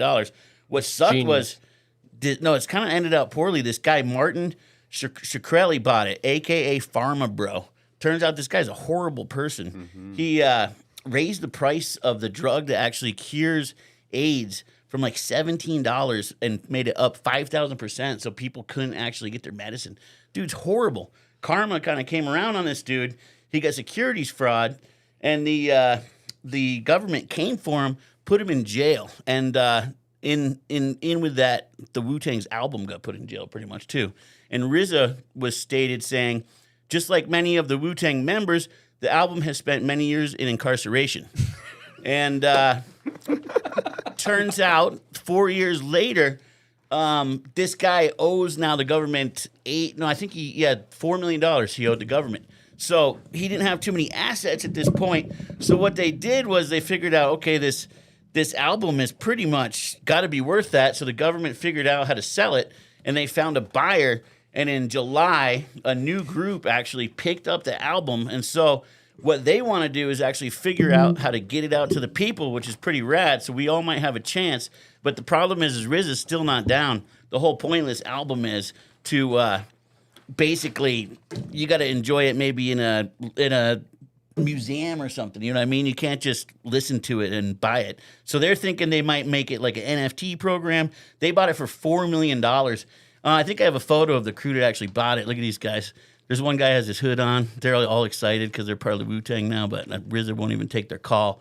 So we don't know what's going to happen. But their whole plan is to get it out to the people. They bought it for $4 million. They're like an NFT company. Personally, I want to hear this album. I'm a big Wu-Tang fan. Mm-hmm. But the deal was Wu-Tang won't basically put it out until 2103. So 88 years from its initial sale is when it can go public. And until then, we have to wait, and unless these guys figure it out. So I'm excited. I'm a big fan of Wu-Tang Clan. And then in other news for you guys, Apparently, we figured out how to. We fixed the problem with the ozone layer. True story. No way. Dude, they've plugged the ozone, man. There's still we got 10 more years till it's legit again. But You can't just slap a plug in Is the it like they ozone. plugged it, man. like a tire plug? Yeah, it's kind of no. What they did was all that. Remember back when we were younger, it was like a big deal. Like, dude, shit's going down. We got trouble. There's all the sprays and whatnot. Every country in the U.S. joined up. Not the U.S., every country in the world joined a thing called the Montreal Protocol, and they all got on the program of protecting the ozone layer, and boom, it's on. We fixed it. We patched it up. We patched it. We're still 10 years off from a full patching, but this is great, dude. We might actually be able to snowboard for years and years and years to come, because it was going to be, it affects climate control, all that stuff. So that's about all I got for you. So for real global news. warming's over because our ozone's patched up. Is that where we're at? We got a little Done ways. deal. It's like a ramp. It's we got over. Like 10 Burn more some years. plastic. I mean, in 10 years, we're years. stitched up. We got the final stitch in that patch. Yeah, but the We're problem good. is Throw every the gear summer, back in the when fire. summer hits over Antarctica, it kind of recedes like somebody's hairline. But and then it comes back in the winter. Well, all it is like the less trash you burn, but the more you throw into the ocean, the ozone heals. Heals know? back up. I don't know. 'Cause We you're got, not we got burning 10 it into years the air. and it's plugged. so much better. It's insane. That's good news. Yeah, that's Thanks my for that. educational portion. Back to your scheduled program. So Thanks for that. in No, that's good Tennessee- education. That's good education. In Tennessee, there is a cop shop where a woman officer slept with 6 different police officers. And that's like the whole cop shop. That's like every dude there. We're talking threesomes on duty. We're talking oral sex in a cop car while chasing perps. We're talking like pretty much everything you can imagine. Officer Hall's her name was literally getting it 6 ways from Sunday on the taxpayer's dime. And Did you just say 6 ways from Sunday? 6 on the ways from taxpayer's I dime? did 6 just ways say from that. suck ways first. Did you know that you're part of the Wu-Tang Clan with that rhyme right there? But I don't think these guys will be in business much longer. But woo, props, whatever. If they can pull that off, good for them. Mm-hmm. The next thing I got for you is I learned a little bit about fish today, which is kind of interesting. Over in the Galapagos Islands, when you get way deep in there, there's some wild fish. This is a lizard fish here on the screen. Look at the teeth on that thing, man. That thing will fuck you up, man. You want to That watch thing out for will that. fuck They got you a up. pelican Lizard fish. Check out this not pelican rad. fish, man. Whew. I would not want to see that big mouth thing How coming big is at me. that thing? They're pretty big, man. They're little. When they go from this big up to like 6 feet. Like head in that mouth. Dude, the head's actually it's weird. It's like a fake mouth, and there's like Well, a my head on head the end. in that mouth. Yeah, That big? and then we got a pelican fish. This now. bad boy, dude, is like it's like aliens basically. Oh, that's with the one on Nemo. dripping on those teeth, dude. That thing gets a bite in you. Not rad. There's a couple. Yeah, it's a viper, actually. Sorry, that's the viper fish. Pelican doesn't even sound too dangerous. But look at that teeth in that thing. Basically, what they made Aliens, the movie, out of. That's what it looks like actually underwater when it's a little bit fattened up and whatnot. And then we got the bony-eared ass fish. Whoever named this was having a rough day that day, and they went for the ass fish. Another just creepy-ass fish. And then you do these fish, they starting to look like humans out there. That's another bony-ass-eared bony ass fish, but they start looking like humans out there. Look at the teeth on this thing, man. That shit's fake. That's insane. If I need to fix my teeth, dude, I'm plugging one out of that thing. That's Yeah, it's a definitely good- fake. good Look, rack. these are Look at real. his tongue, Dude, these dude. things are real, man. Look at the lips on that thing. Dang, They drilled start up. putting memes or Oh memes shit, out. that is real. That's some real shit, dude. I don't know whether to kiss that thing or cook it up. I don't know what's going on. Don't get any funny ideas with those lips, though, boy. It's creepy. And then there's these other ones, dude. These batfish, dude. Look at these guys. Little batfish. They start looking more and more like humans. Yeah, it looks like and a then little dude, they get lips.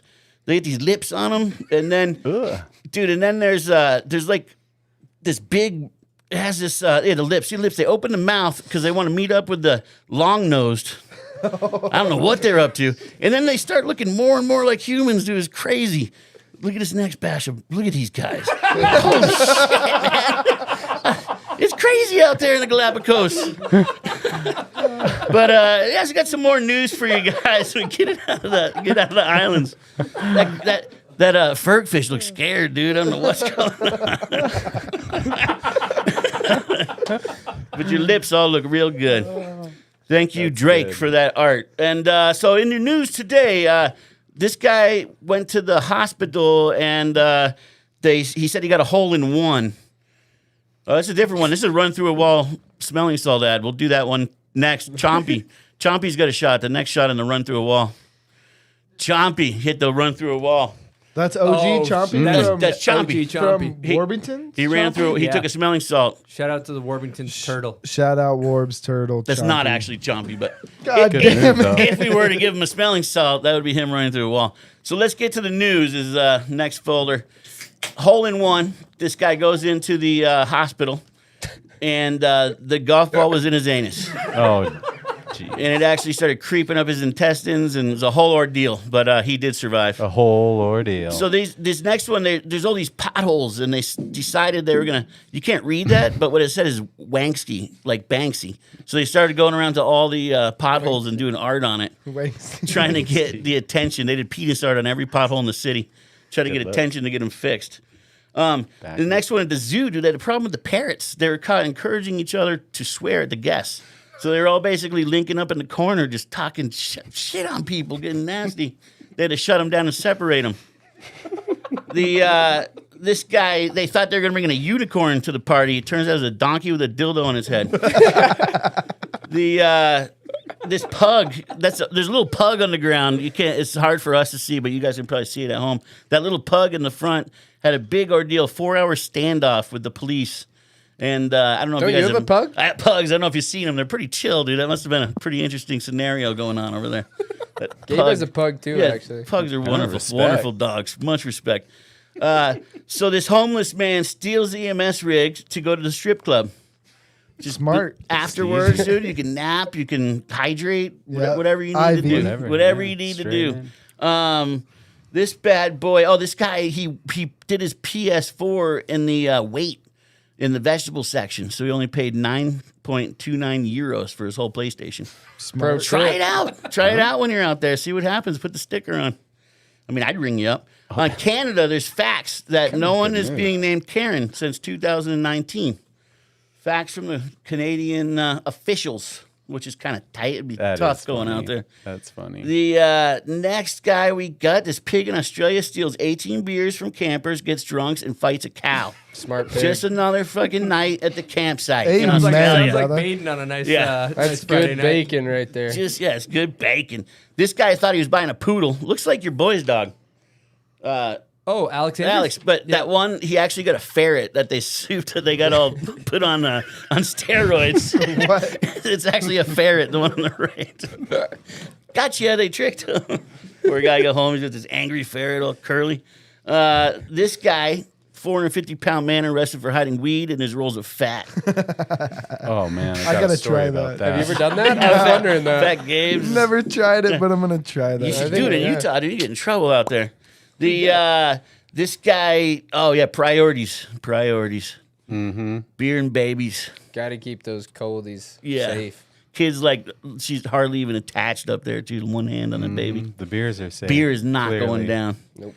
This dude is French scientist owns up after star photo revealed to be a spicy sausage. That's just tight.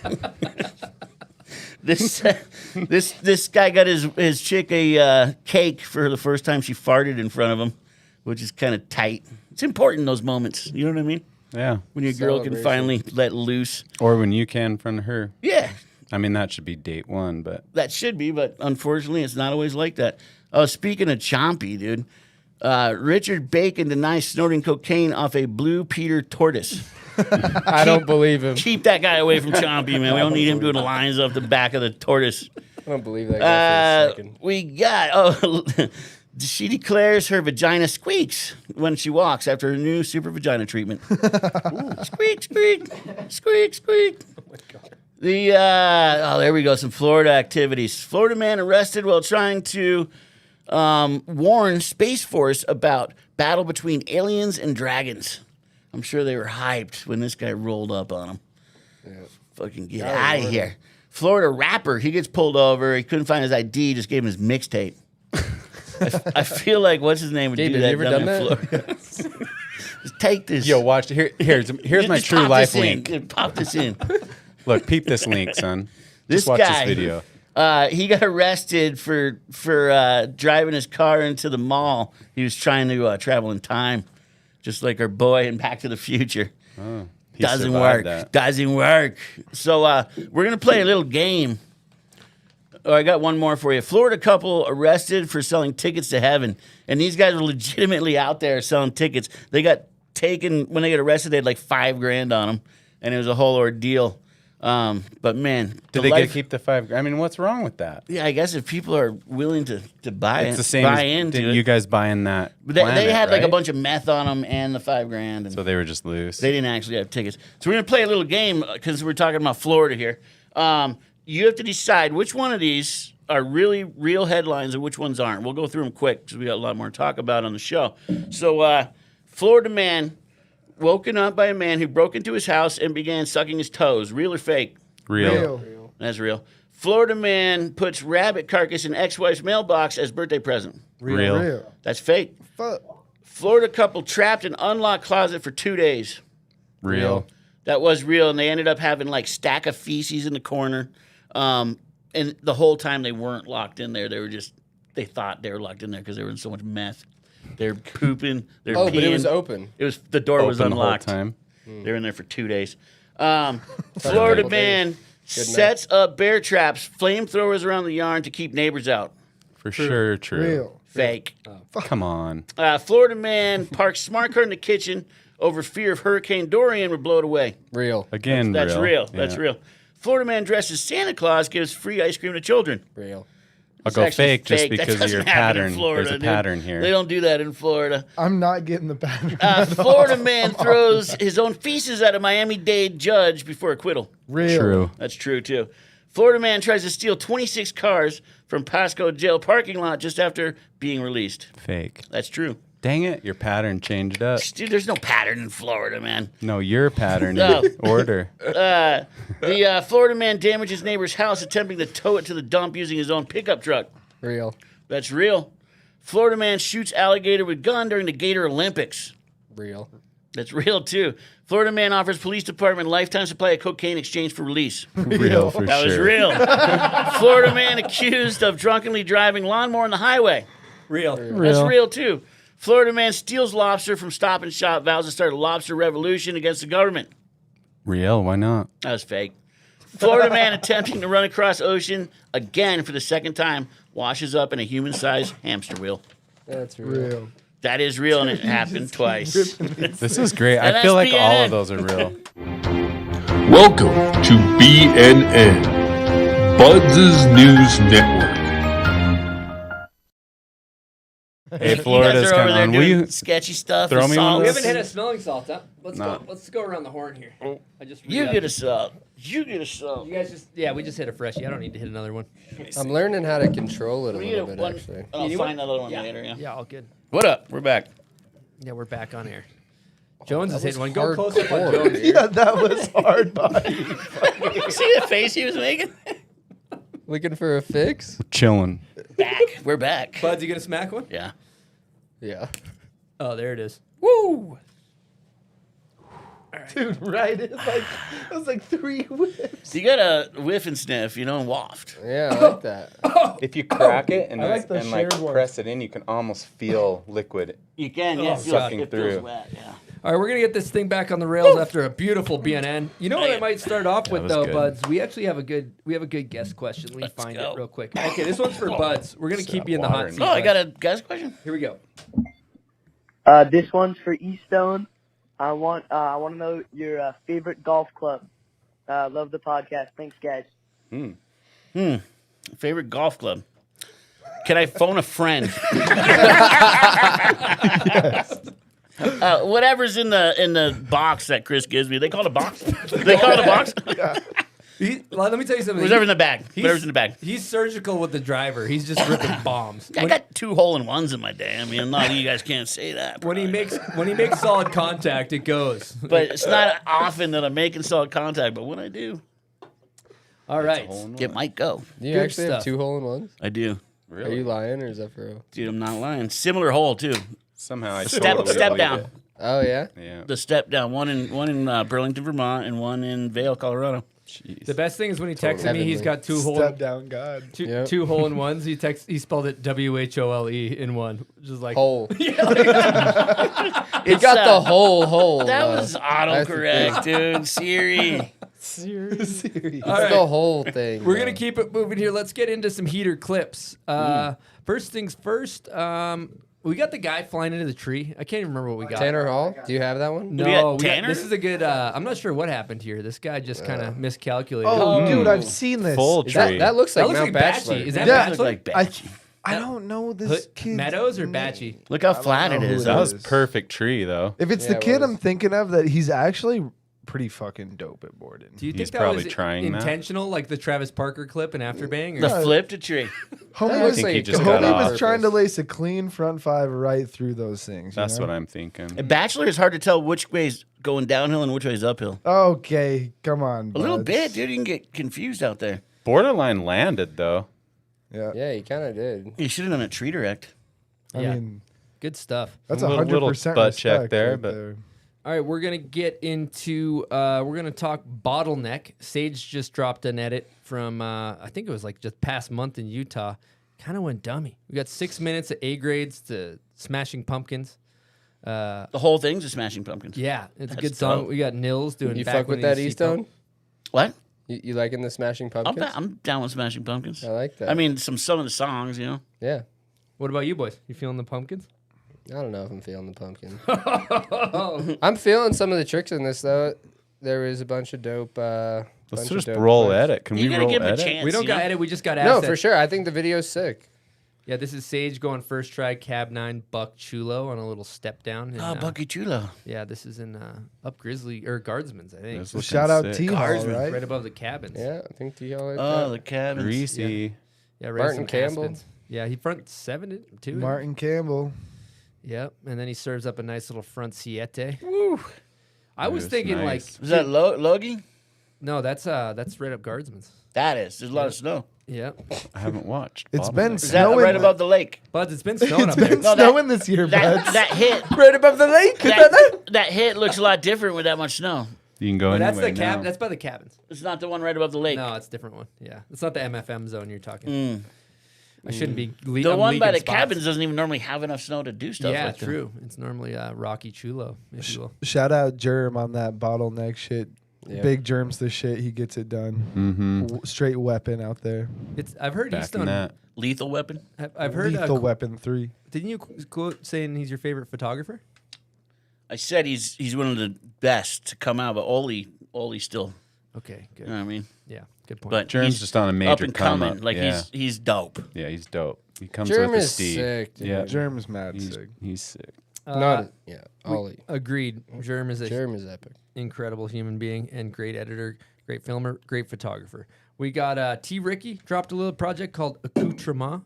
I believe Accoutrement is like the garnishes on the side of a dish, right? Like relish. Does and somebody shit. have the shifty at the Yeah, beginning? where's the front shifty at the beginning? Oh, we don't. It's have actually that. close to this We- one. This is all we got. Is him just riding through a tunnel. This video is so weak. Is that same Yeah, tunnel how are he's we been How are we talking feeling about? about it, Baden? Terrible. Not into it? No. I love Why? the heavy opinion. That's good. I mean, not even that heavy of an opinion. I'm just saying I didn't weak. really like it.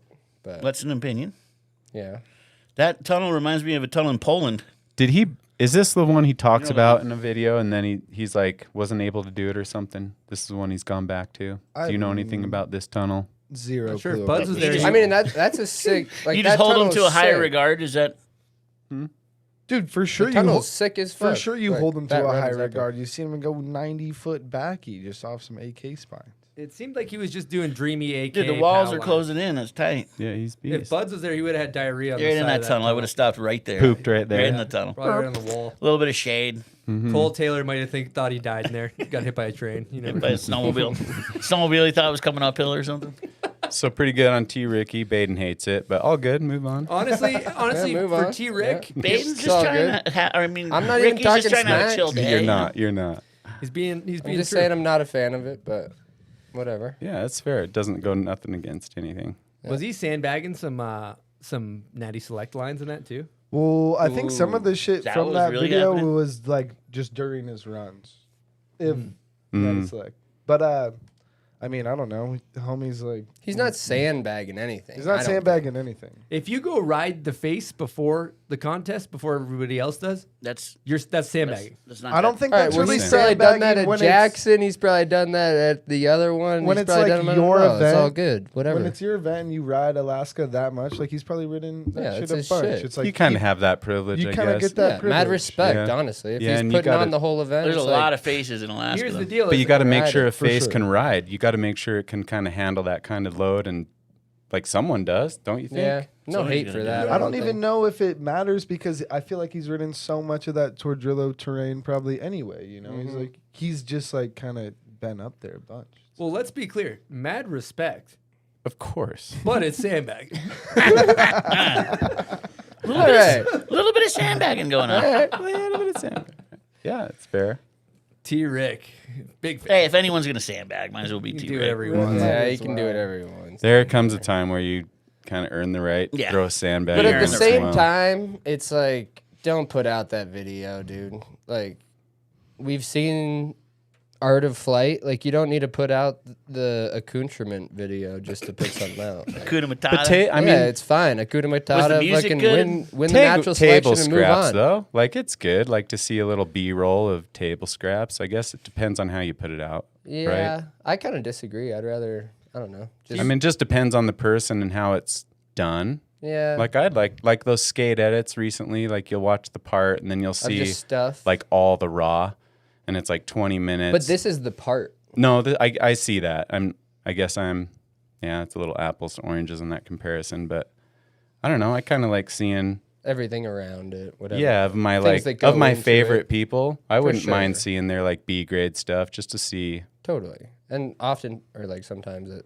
happens to be things that you like or Yeah. whatever. You know, I think that's But I cool. ain't trying to watch B grade of someone I'm not a huge fan of. So I also get that. Beauty. Well, I'm not done. we got a couple other clips to talk about. We got Over Yonder. These guys, B. Davis has been working hard and Finder.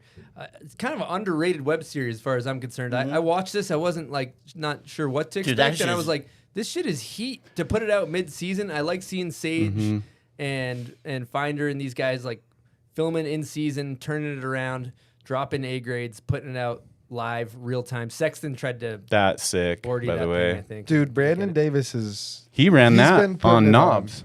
That He's was a G. knobbed when he ran the 50. He's been putting it on and he's fucking hustling and it's sick. I love watching Brandon ride. I think it's I agree. badass too. Yeah. Just like That was a good. I'm backing that. Those if you're edits. doing it and you got the footage to put out the edit, I think it's cool. Do it. And homie, Brandon is so damn good. It's so sick to watch him do his own shit. It's like That really feature is a sick. good find. Yep. Definitely keep your eye out for shit. what's Over it called? Yonder. Over Yonder. It comes out. They have like an episode every few weeks. I feel like, or once a month. But every time they I've put seen something out, two. it's good. And I love seeing the in-season content, not just the flood of fall, like 40 snowboard Yeah, videos yeah. where you're like your eyes are bleeding from like trying to take everything in. Yeah, I like that too. Yeah. Shout I'm out a fan. Finder on that shit too. Yeah. He's epic. Yeah. Shout out. Finder's been killing on the edit. So that's Yeah, pretty really much. sick. What else we got for heater clips? Any other dumb shit? I don't think I sent you anything. Okay.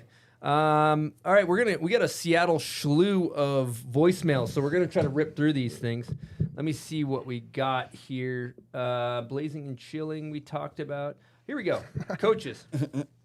Hey guys, I just wanted to see what you guys thought about coaches in competitive snowboarding and what kind of influence they're having on the sport. Is it good? Is it bad? What do you think? Cool. Thanks. I mean, that fully comes down to what type of coach you are. You could be a super sick ass coach where you could be whack as fuck. Like, I don't know. I'm sure you've probably had some super dope coaches, and then you've had some coaches that suck. It's like completely up to that dude, kind of. Yeah, I think at least in my experience, I've had really nice coaches who are more talking about your life in general, really, than just the snowboarding. And then I don't know, in a weird way, I've seen coaches from, I don't mean this in a bad way, but like other countries who are actually making, like, people are crying on the mountain because of they're just like, you're not going hard enough or something like that. And it's just, I've only had good experiences with coaches for the most part. and I don't think there's any harm in like somebody helping you reach your highest goals. But once that flip is switched to the downward motion, it's just like, it's probably hurting the person and the sport at that point. Maybe, I don't really know though, but it's harsh. It's a hard one because I as well feel like I always had dope coaches. I had like Dave Reynolds and Spencer Tamlin and fucking James and Ricky Bauer, Tommy Shasheen, like dope people coaching. Like never had that whack of a coach, I feel like. Yeah. You know who's a dope ass coach? Bill Enos. Bill Enos is the coach, bro. Yeah, you kidding me? There's nobody better. No one better. Of just like somebody, I feel like that's a good coach, you know, somebody that's good to be around, somebody that gets you excited to go snowboard. Mm-hmm. And then there's a lot of coaches out there that they don't want to go snowboarding because their coach, like, they don't want to go out to the mountain because their coach is going to tell them to do the 1080 or whatever it is. And I think that's kind of the issue. It's like a coach should make you want to go snowboard. He or she should make you want to like reach the highest goals of whatever you're looking for in life, and not just the 1080 or whatever the fuck it is. I always liked having coaches I knew that did rip back in the day. Yeah, like it's like an announcer, like in that extent. That same it's just like extent. You'd like to have a coach that has maybe done the trick or tried the trick. Yeah.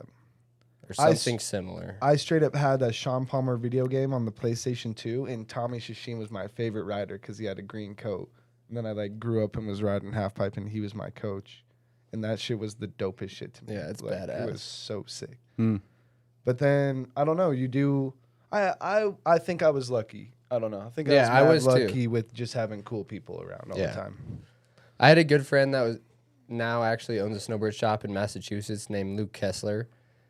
And him and I would like go and stay with each other for a couple days, and he was actually like the best person to be around, more than just a snowboard coach. It was just like, and actually I remember doing a backside 540 and being like, how do you do it? And he did a backside 5 right in front of me, all dope, and I was like, all right, cool. And you like at least have something to be like, all right, well, at least I have respect for this person on a snowboard level, rather than like, I'm just respecting them because I was told to, kind of thing. Yeah. I think there's more to it than just being tricks. Like you said, it's like mentoring a little human, and being a good person. Like, that's like going back to Bill Enos. He's like, when I go see him, he'd be coaching the Waterville kids, and he'd be like teaching them he'd be like driving a dozer, or like teaching them how to drive a car, and be like, Gary's driving a car for the first time. And he's like, you know, and you can he's seeing things on the left side that are distracting him, but it's really the things on the right that he needs to focus on. Exactly. And then you're like, wait a second. Okay. Like, I'm realizing what you're talking about. It's focus on this one turn, or this like popping off the jump or something, compared to just like bending your knees and tucking or something like that. I don't know. But the thing is with that homie is he's also like, you get to the top of the run, you're like, I fucking love Bill. I want to go talk to him. Right. Like, he's just one of those guys you like want to go hang out with and be around. So I think that shit helps. I've also heard too, in regards to coaching, a great coach will just tell you one bit of advice, like weight to grab. Or just, you know, rather than flood your ear. Yeah, then like a bad coach might be like, well, you're coming in on the right, you need to be on the left, you need to keep your back straight, you got to do this. It's just like a great coach will just give you one bit of advice. I just thought that was good. All right, we got a couple other guest questions. Here we go. What's up, Bombhole boys? This is Cody here. With Forum coming back in the picture, I was wondering what would be another snowboard brand that you guys would like to see come back. Mine personally would be Gnarly. So smart. Have a good show, guys. Thanks. Bye. Grenade. Grenade. Grenade. Gnarly's a good one too. Grenade. Dub or Alpha. 8-pound would be sick. Alpha numeric. Dub would be dope though. Dub's my number one pick. Yeah. What about M3? Yeah, I had a lot of friends there. But it was just, nah. I mean, fine. It's fine. I don't know. I'm down for brands to come back, and I think that's sick. But I think There is the better thing is brands starting up from the people who are riding and being part of the shit now. For I sure. think is like really something that's lacking in the area, and I've got nowhere to talk because I haven't done anything about that either. But I think that is a very necessary part of the game, is like somebody who's passionate about it, about the like sport and what's happening, and then passionate about kind of the industry at that point, and passionate about like things selling and things being in shops, and like snowboarding being a relevant thing around, rather than just caring about the snowboarding at that point. Yeah. I don't know. It's kind of weird. I mean, I'll go and just take the opportunity to plug Forum and just say it's fun bringing that back because it's not a repop. It's like a redo, you know, and to come back and start to build a team from scratch that's young and tell this story of the new Forum, like you're saying. And what Sims is doing now, they started with some relaunch, but now you have a young team, you have a new team. It's not a play on, you know, Sims has moved on from just that retro comeback. Like, here's our repop of all these graphics. And I think they saved themselves good, where some of the other brands I think are going to be up against that if you just do the repop. Trying to do what's already Trying to been do what done. you did in the 90s or whatever, whenever your brand was dope. Like, because we all liked it back then. Or yeah, something but like that, did that you? quote. Because like half the people, everyone I want back in Forum now is of course like our old like cult following. But what I'd really like it to do is introduce it to all the snowboarders now that don't even know what it is. Yeah. I mean, they might recognize the logo or something, but like to learn that the brand is supporting them and that they're the people that they look up to is riding that, you know, like to your point, I think that's the best way to kind of pop something off. We got another voicemail from about Forum. Here we go. What's up, Bombhole? This is Matt here. In the words of Craig McMorris, first-time listener, long-time caller. This question is for Jeremy Jones. Jeremy, first off, man, huge fan. Love all your Forum movies. Been a fan for a very long time. Thank you. Keeping with the Forum topic, I'm just curious how things are going at Forum, the new Forum, what you guys have planned for the future, different board shapes, different board styles. Once again, huge fan, man. Just looking to see what the future of Forum holds. Yeah, I mean, thanks for that question and the interest. But right back to what we were just discussing, like that's the future of Forum with the team. In terms of the boards and the growth of the product and the brand, like we're just going to keep moving. I mean, we're at like startup mode, so that's how we're growing it. It'll be slow, but teams like team and product are the thing. That's what we need to build. Good product to support a team and a good team to sell the product. You guys are in like an epic zone though, because it's like you and MacDog and Peter and JP, just a bunch of fucking like heavy hitting OGs, and then so you know it's good and you know it's cool, and it just seems like. Well, and I think we've learned how to kind of pull ourselves back from it too, and say we're just going to support this thing.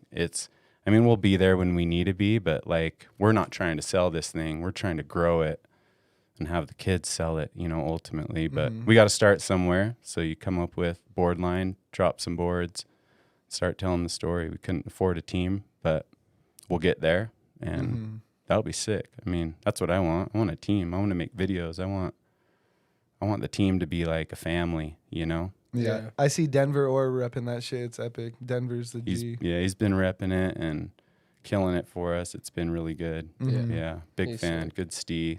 Super good. F looks good on him. Beauty. We got a question for Gabe Ferg. Here we go. Questions for Gabe Ferguson. How's it going? Who are your favorite boarders right now, and who did you look up to growing up? Excited to watch this one. Big fan. Guy kind of sounded hella Canadian. Respect. Yeah. What was it? You know you got Canadian respect. Favorite boarders right now? Yeah. Dude, it's really hard. My favorite boarders always kind of like vary. I'm always more into like smooth style. I'd say Vole is kind of a G. I always look up to him. I like his shit. Curtis Cezik's my dog. He's the shit. I like the way he boards and how he lives his life. Boss. Boss. I don't know. It's way too hard. I like that you love the way he lives his life too. What about Master Baden? What about Master Baden? Well, yeah, Nick's he's alright. Yeah. What about Iman? Iman, he's been spiraling for a long time. Like 10 years, I'm just maybe. kidding. 10 years. I'm just kidding. I don't know. No, love. There's too many dope people. I'm gonna say Alec Ostrang. Love Alec Ostrang. Damn, and I've curveball. always loved his boarding and snowboarding with him when I got the chance when I was young on Burton and he was still on.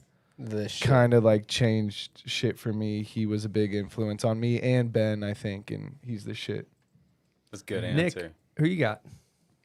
I'll just piggyback on Gabe. Like Alex shit, actually, for both Whatever of us. he said, I'm down.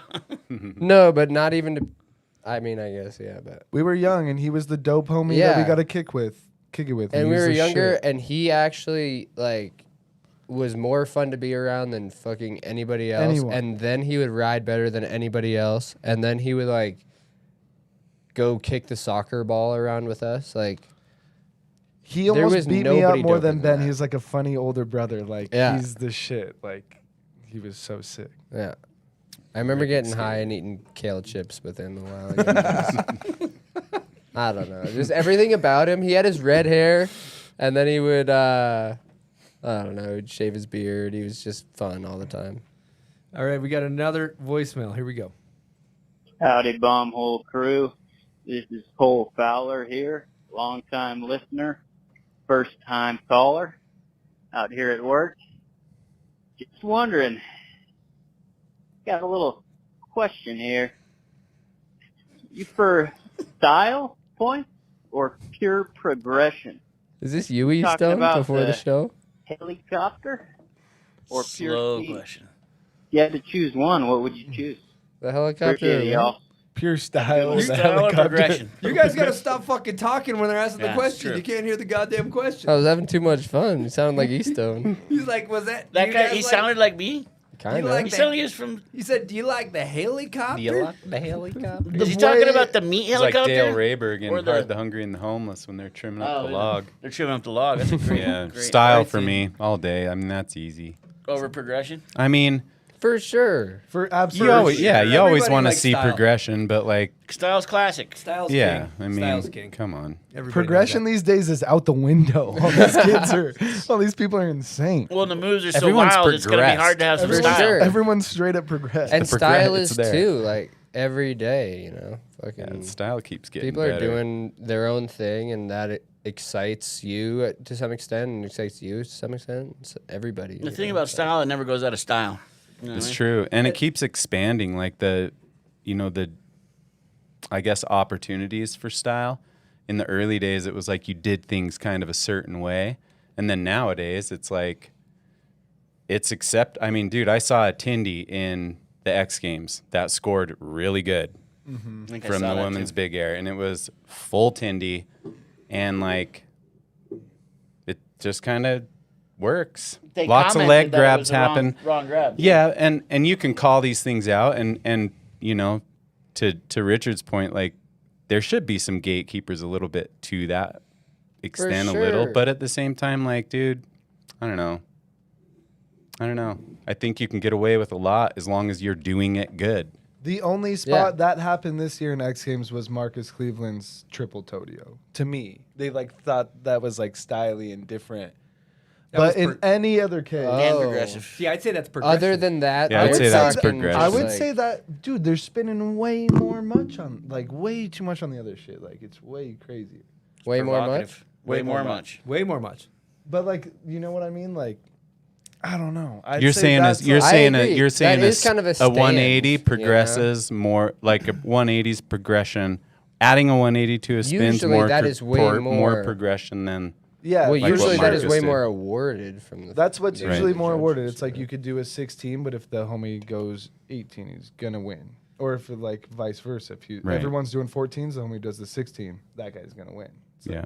But you should still do the 16 good. If you just while out of Here's another 16 thing out. to You think should do a about. 360 No, or for something. Yeah, but and doesn't. just like Yeah. not go to the contest probably. Yeah, going back to video parts, that was a totally different argument too. Because I think about my favorite video parts. I think like MFM. If you watch a Mark Frank Montoya part from 2007, and he does like a cab 5 no or cab 9 no grab, or he just does a shifty off a huge cliff, like that video part. If you're to take that and put it in today's top movie, I'm gonna like that part just as much as people going buck chulo on everything. That's Facts. absolutely. That's For still sure. hitting. MFM's a straight anomaly, though. Hey, you want to open the door, Seth? Straight 'Cause up. it's hot as fuck. It's in here. hot. Those big ollies too that he'd do, just no grab, just floating For 100 sure. feet or whatever. He's an anomaly. He had that dirt One of a guy. kind. He is an ollie anomaly, up but at the Bailey same Canyon. time, there's like Time. more. There is a few people that you kind of look at in a similar regard. Like he definitely is an anomaly, but like there's other people that you think of in a similar way of just like Who you got? Yeah. like people that Vole. are You know, doing you stuff. said Vole is your favorite rider. Like he hasn't done much over a 900 probably, but has always fucking had the fattest slashes, and he's been riding an Asmo, and just he's dope been ski. like But- having dope ski. MFM's anomaly on just like fat ollie type vibe. Yeah. Not grabbing board vibe. Just Yeah, I huge guess. Jacket grab on open. board, jacket But that's like open. personal style, like in a way you could. That's similar to like Danny Cass in a way of just like doing similar tricks in a way, but just better with more swag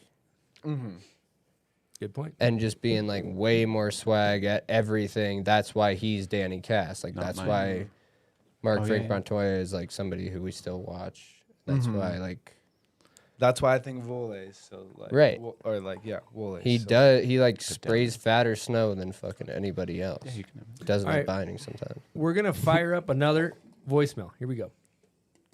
What's up, Bombhole boys? This is Cody here. Already asked that one, right? Later, Cody. I don't know. With We Forum did have a coming Cody. back in the picture. Yeah, we asked I that was one. wondering. Okay, sorry. All right. Oh, we got a Florida one for Buds. I don't know what this one is. I don't think I listened to it. What's going on, Bombhole? This is Matt McMahon calling from up in Oregon. I'm hoping I'm not spoiling a BNN story here. I recently saw some footage of Florida man activities taking place on a Park City's chairlift. I don't know the context, but I'd love to get a BNN breakdown and just overall thoughts on throwing haymakers on the chairlift. Seems like a vibe killer to me. Where's the Did you guys see video? that about footage? this? Didn't Haven't see seen the it. footy. That sounds sick.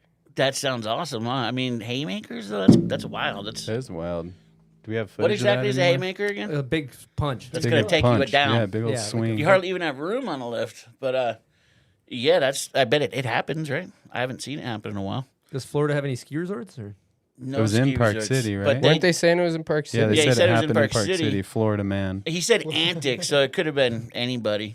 I mean, last time I saw that happen, it was Marco. Probably he used to light Swinging? people up. He used threw to- haymaker on the. Marcos was probably calculated, less Yeah. of a haymaker. It's probably pretty on point. On the lift, or was this on Not maybe really on the lift lift, line? Be more on the side of the Yeah. side hit. Mm. Side hit euphoria. Yeah, MFM. that was kind of his sort of side hit euphoria. That It was was more of a his- right hook. Yeah. We should find that footy though and check that at some point. That would be cool. Yeah, that's a good look. I saw a Thanks for the tip. Weinberger fight recently on the internet too. What? Max Weinberger and I think Scott really? Arnold fight that I saw surface. All right, we're gonna keep it going. We still got a bunch of questions, so we're gonna keep it tight. Here we go. Hey, what up, Bombhole? It's Hunter here, calling from Linden, Washington. Just wondering what board and binding setup you guys are running at the moment. I've been running the Black Snowboard to Death and Atlases this year at Baker, and it's been sick. Yeah, just wondering. So, yep. What are Atlas? They're Union. union binders. That's a union. unions. All right, let's go around the horn. What's everybody's setup? Where Eastone start us off? I got some Union Force bindings on a spring break mini tree hunter, and it is an insane powder. It's not. This is not the tree hunter over here. This is a powder pill, but it is just a dope board in general. Kind of created for the snow that we have right now. Actually, it's good in all conditions. I'm not gonna lie. Bud's got about 60 days on that this year so far, so maybe 70. Maybe 74. You've getting 74 days, huh? Record setting. Jones, what do you got? What are you rocking? Trendsetter. I'm running right Forum? now a Forum. Wow. Yeah. Who'd have Production 2 and 1. The 2, one's a twin, one's a directional twin. You're running them both at once, like skis? No, 2 binding setup too. So one's an old school like Forum trays, aluminum trays, and then Strata, Union Strata straps and bindings. So some kind of Frankenstein ones, and then the other setup that's kind of on the jib setup, and then the all mountain setup's more bouncing back and forth from Union teams, I think, and then some now pros. Now pro. I don't know what pro ones or something. Oh, you're running 2 different types? 3 different types of bindings. Yeah. Woo. Beautiful. Nick? I've got a Sims ATV snowboard under my feet for the most part. As funny as that sounds to you guys. It sounds funny. And Union Force bindings. Yeah, I think. I fuck with the Union Force bindings. Just basic good. They're binding. dope. Gets the job done. Every screw works. Every screw works. Ratchets are nice. Yeah, ratchets are nice. Haven't like those really had K2 issues at all. bindings, right? You need those screws to work, brother. If the screws don't work, we got problems. K2 bindings, formulas, they're fire. Size medium, perfect. What are you rocking? Algorithm? What are we talking? I'm rocking my Park Uzumowski K2 broadcast. Yeah, it's smart. Yeah. Smart. Almost as smart as the Sims. Yeah, camber. Camber, a little set back, little rocker in the nose, maybe in the tail, too. Not sure. It's a hybrid. It's a hybrid. It's a hybrid. I've been running the Capita Navigator 162. It's soft as hell. Big boy board. 162. It's a 160. I'm on this new thing. It's like my powder board, my kind of all mountain. I don't ride it in the park, but soft 162 Capita Navigator. And then I got the OG Union Force Classics, the white ones, medium. Sick. You're butter. But Cannot go wrong. Can't go wrong. Good Can't go setup. wrong. I've been testing a lot of boards, but that's the one that I've been like, whew. In the past, you weren't really Bunch getting of on good those bigger setups in boards, here. right? Well, I used to ride a 159, 161 stiff camber dog for cheese wedges, and it's great for like fast, stable. But now that I'm like old guy, like wiggling and just jumping off little That soft boards little and the junior power too. bacon cheeseburger cliffs, I'm like, this thing's money all day. Junior bacon cliffs. And you just land because it's directional and set back. Okay, question. Buds came up with this about the quiver. Quiv. Are you guys a one board, one trick pony, one board for everything, or are you guys quiver guys? I'll play around Definitely. with a couple boards. Yeah. Well, imagine this, I'm guys. not a You wake quiver up in the guy. morning, there's a big storm, you're Brian Fox. You walk downstairs, and there's 7 boards. If I wake up and I'm all Brian mounted up. Fox, I'm staying on the couch because I'm going to Baja next week with some sunbump sunscreen. And I'm prepping fucking for the surf chilling. trip. I'm just wondering, how do you choose between all 7 of those boards in the quiver, or however many there are? I don't pick any in that quiver because none of them are even Well, let's rideable. just say quiver. you had a quiver of that amount of boards. I What wouldn't would you do? touch that quiver. Not a Well, chance there's I would nothing touch rideable. anything I need, in that. I need a freestyle whip, you know? Straight up. Yeah. So you guys are one board ponies? Pretty much. I mean, just they ride in powder, dude. Everything, boards are good now. Like, just design a good board that can do your tricks and ride powder. Yeah. Like, it actually is doable these days. Super. Well, it's got to be hard on the wallet to try to bring home a quiver. No, I think it's pretty, like, if you could get a 150, in between a 156, or like for a male snowboarder for the most part, like in between a 156 and a 150 or 160, and like if you're on a good snowboard for yourself, you should be able to ride that thing No matter in what. most conditions. If it's like a camber snowboard that's not super stiff, super not stiff, I Set don't it back know, a like, little. yeah, You're set good. it back and then set it forward, and then you can like play with your Center bind. You it. can, yeah, your angles. I think your angles have a lot to do with turning in powder too. Like if you give your back foot and front foot some angle, you have better luck on a heel side turn in powder than You if going I think posse? better float, too. Explain, I go posi on the that back foot. clearly for the listeners. You could ride like the same board and switch up your stance to more of a forward angle with your front foot and back foot. So your shoulders are more open facing down the hill. Exactly. Positive, positive. In the deeper snow with maybe set it back so you have a little bit more nose during the powder, and then you push definitely it set forward it a little back, right? bit, and then give your back foot a little bit more angle, give your front foot a little less angle, And you're ready to ride the train park if you're on a proper snowboard, for the most part. I'm backing that. Wise That's words. good advice. I mean, if you want to do a good turn, look at the hard booters when they're doing gates and stuff. They're like, it's almost like they're skiers, like facing down the hill, and you can just, when your shoulders are open, your heel side's gonna link up better. And you're putting your knees into the turn. Or you can get a Another thing, 196 angling your quiver high and you backs never ride it. is interesting to try too. Yeah. Yeah, I always run my high backs flat with the edge. A lot of people don't do that, and it really does make a difference. I hit forward lean, especially back Mm. foot, and then it bends that back knee a little more. I Back feel foot only forward lean. One notch on front, two on the back, so you're just like a little bit Oh, wow. more on the back. When you were a pipe jock, what were you running? Same shit. Really? You weren't like 4 clicks or something? You were. Nah, back foot, so because you're basically riding on your back foot mainly. Yeah. So you want that shit to be solid, I think. That's sick. Yeah, You messed two, with I that never a tried little. two Never different. landed there. That's sick. Because your front foot can be more straight. You're Yeah. riding more back foot. You want that thing bent a little more. These are some good. I'm learning some stuff. Yeah, bud. that's good. I think the bodies are so different too. You got to find out what is right for you and what your knees can handle. The with body's angles. also a temple too. The It's a body's temple. True. But I don't know. When I go posy, my back knee all of a sudden feels weird. Yeah. And different strokes for different folks. Yeah. All right, we got one last guest question. There's more, but I don't think we'll be able to get to all of them. Let's see how this one goes. Bomb hole.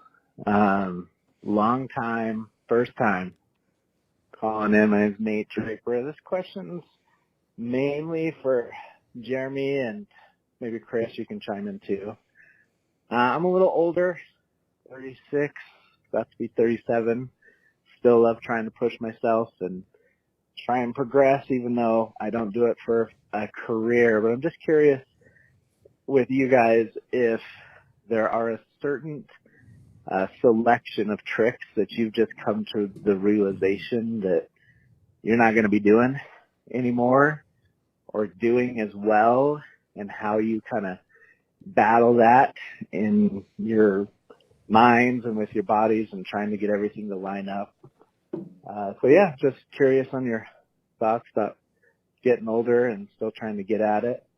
Love the show. You guys are rad. Keep it up. Good question. Yeah, how long do we got, did you say? Try to keep it tight. Keep it tight. Yeah, I don't know. That's hard. There's a lot of layers, I think, to that. Chris, you want to start? Do you have a good quick answer? My quick answer that comes to mind is I feel like that has a lot to do with expectation. Like, so, for myself currently, we spend a lot of time in this office. So if I'm in the office 4 days a week and I'm snowboarding, or 5 days a week and I'm snowboarding 2 days a week or 3 days a week, I just don't expect that much out of myself. So when I don't expect a lot out of myself, then when I go snowboarding, I have fun. It's all a win. It's all a win. So like the other day, I went up to link up with the Brown Cinema crew, who's whacking Smart. some smelling salts, and I was like, It's actually a great call for you to do to get footage. They're on like Exactly. 6. and six so salt. we linked up, and basically, I didn't plan on getting a single clip. I was like, I'm just gonna ride and do some pow turns. Next thing I know, I'm flying off like a little step down, and I landed a couple things, and I was happy as a clam. So I think like the battling, it's a battle to me more about expectation and reality, and just as you get older, lowering the expectation. So when you do something, you're excited. That's how I look at it. Because if I go out and I'm like, I'm going to do the same thing when I was 21, I'm going to be surely disappointed when I go home. So that's kind of how I look at it. Have you lost any tricks?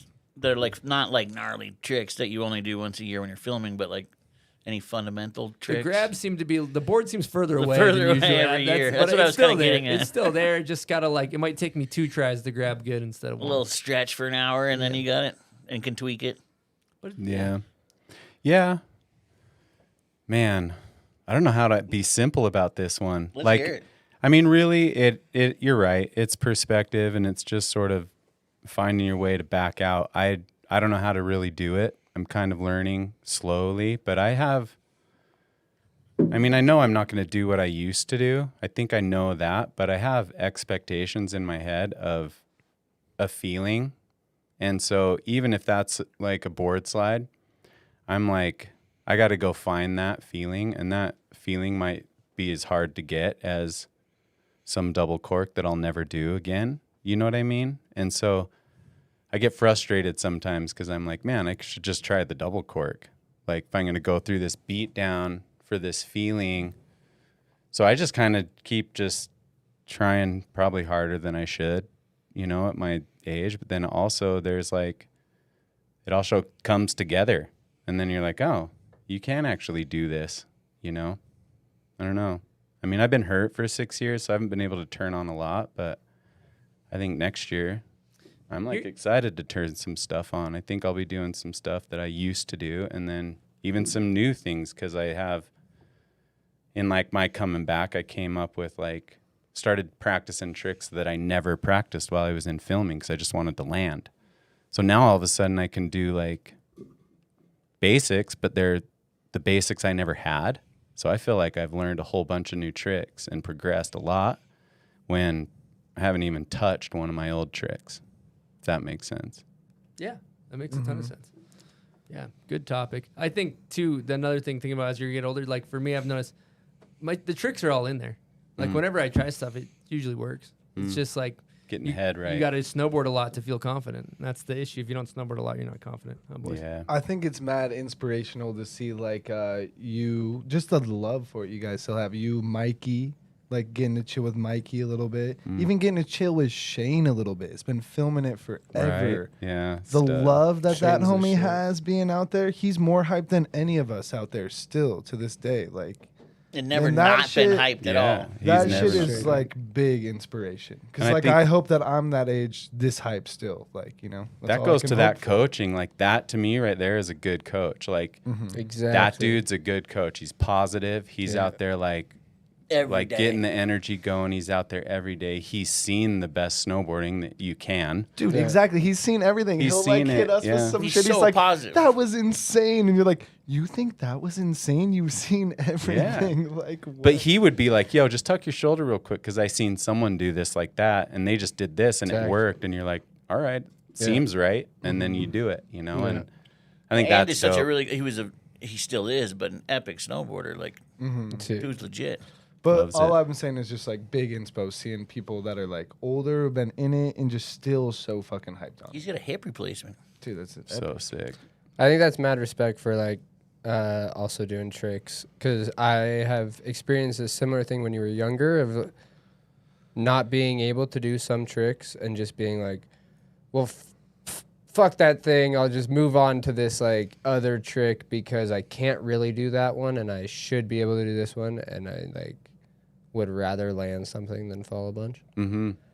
So that's mad respect of just like, I'm gonna try out this trick that you probably haven't done things like that maybe in 20 years or something. For sure, like, no. Just like you just leave I'll things just off try the list. this out, and like I don't know, for like a switch backside spin, for instance, for me is like super hard, and doing something like that, I would find a bunch of joy in, even if it's like a 360 compared to a backside 1080. That's like easier. Yeah, so I think that would be like good advice to, you know, as you're growing older, just rewire your trick set. Like, don't chase the ones you used to do, chase the ones that you never did, because at that point you can start at the basics. Or like to that point, switch. Like, try your trick switch. You get to start from zero there, you know?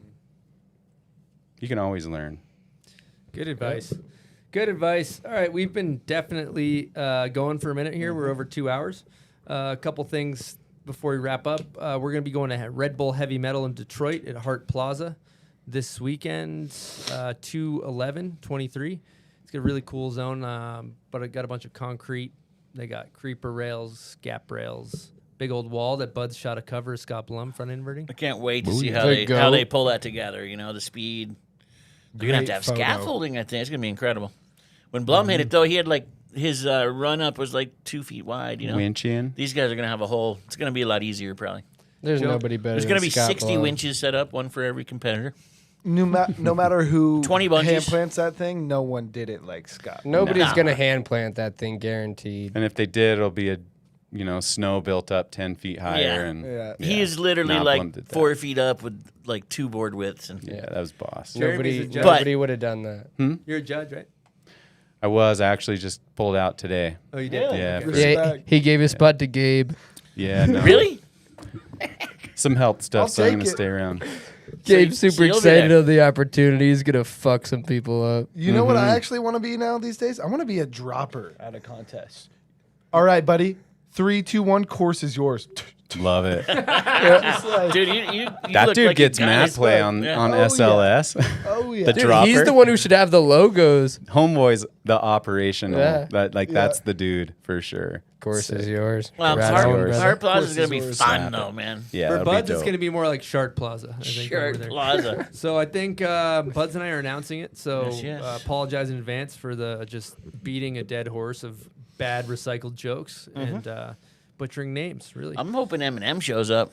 Cameo. Oh yeah, Detroit. Those 8 streets are Mile. his. Mhm. Yeah, maybe Gordy. I Howe. hope Kyle Mack shows up. I don't know who's on the start list. I think we got Betty Milam in there. Oh, yeah. Grace is a favorite. Zab's gonna be there. Zebulon. It'll be fun. So All the usual suspects. Usual it's sus. probably a live stream or something. I don't know all the intel on it.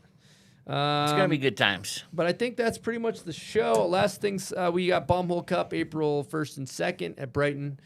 First days of Bank Slalom. We're going to have double the competitors, 2 courses. And then day 2 is the Park Showdown again. It's a really fun event. It's for all ability levels to come out and enjoy. Have a good time with the snowboard community here.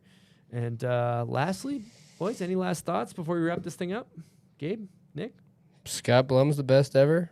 Okay. Brown Cinema? Blum's Cinema. coming to hang this weekend too, huh? Just to see what peeps do. You know he's FTW. rocking. Think so? Fuck the world. Brown, are you calling it right now? Brown Cinema Video of the Year? Ooh. Hell no. If any Good of to see the the honesty. judging criteria had their mind on correctly, It's going to be Brown Cinema most hated video for the next 10 years, hopefully. Nah. I like that. so. On year 11, it just becomes a sleeper hit. Everyone's Exactly. everybody's disgusted by it until year 11. Year 11, it's like, damn, what happened? How did we miss this? Yep. Then Dope. some enlightened one comes in. And tells everyone why it's dope. This is the best. It's a cult classic, man. Jones? Brown Cinema. How you feeling? How's the chassis when you back on the board? Chassis good. X-ray was clean today. Everything's looking straight. I think I mentioned that earlier. So another month, make sure the bone's solid, and then I'll probably start strapping in again. So it's about where we're at. But Spring push. Got a rail jam I've been working up during NBA All-Star Weekend on the 17th, 18th. So that's going to go off. We got a good list there, and got some heads that rolling local through here? town. That's a local. That's Jazz hired me to do that. So that'll be the gateway across the street from Delta Center. 'Cause Delta Center got that All-Star game. Yeah. So it's like a 4-day weekend. It should go off. That sounds sick. awesome. Money. All right. Well, I want to say, Seth, thanks for killing it, producing. Yes, Nailing Seth. it. Yes, Seth. And thanks for everybody that tuned in and listened to us dipshits ramble for a few hours. We appreciate you guys. And over and out from the Respect. bomb hole. Peace.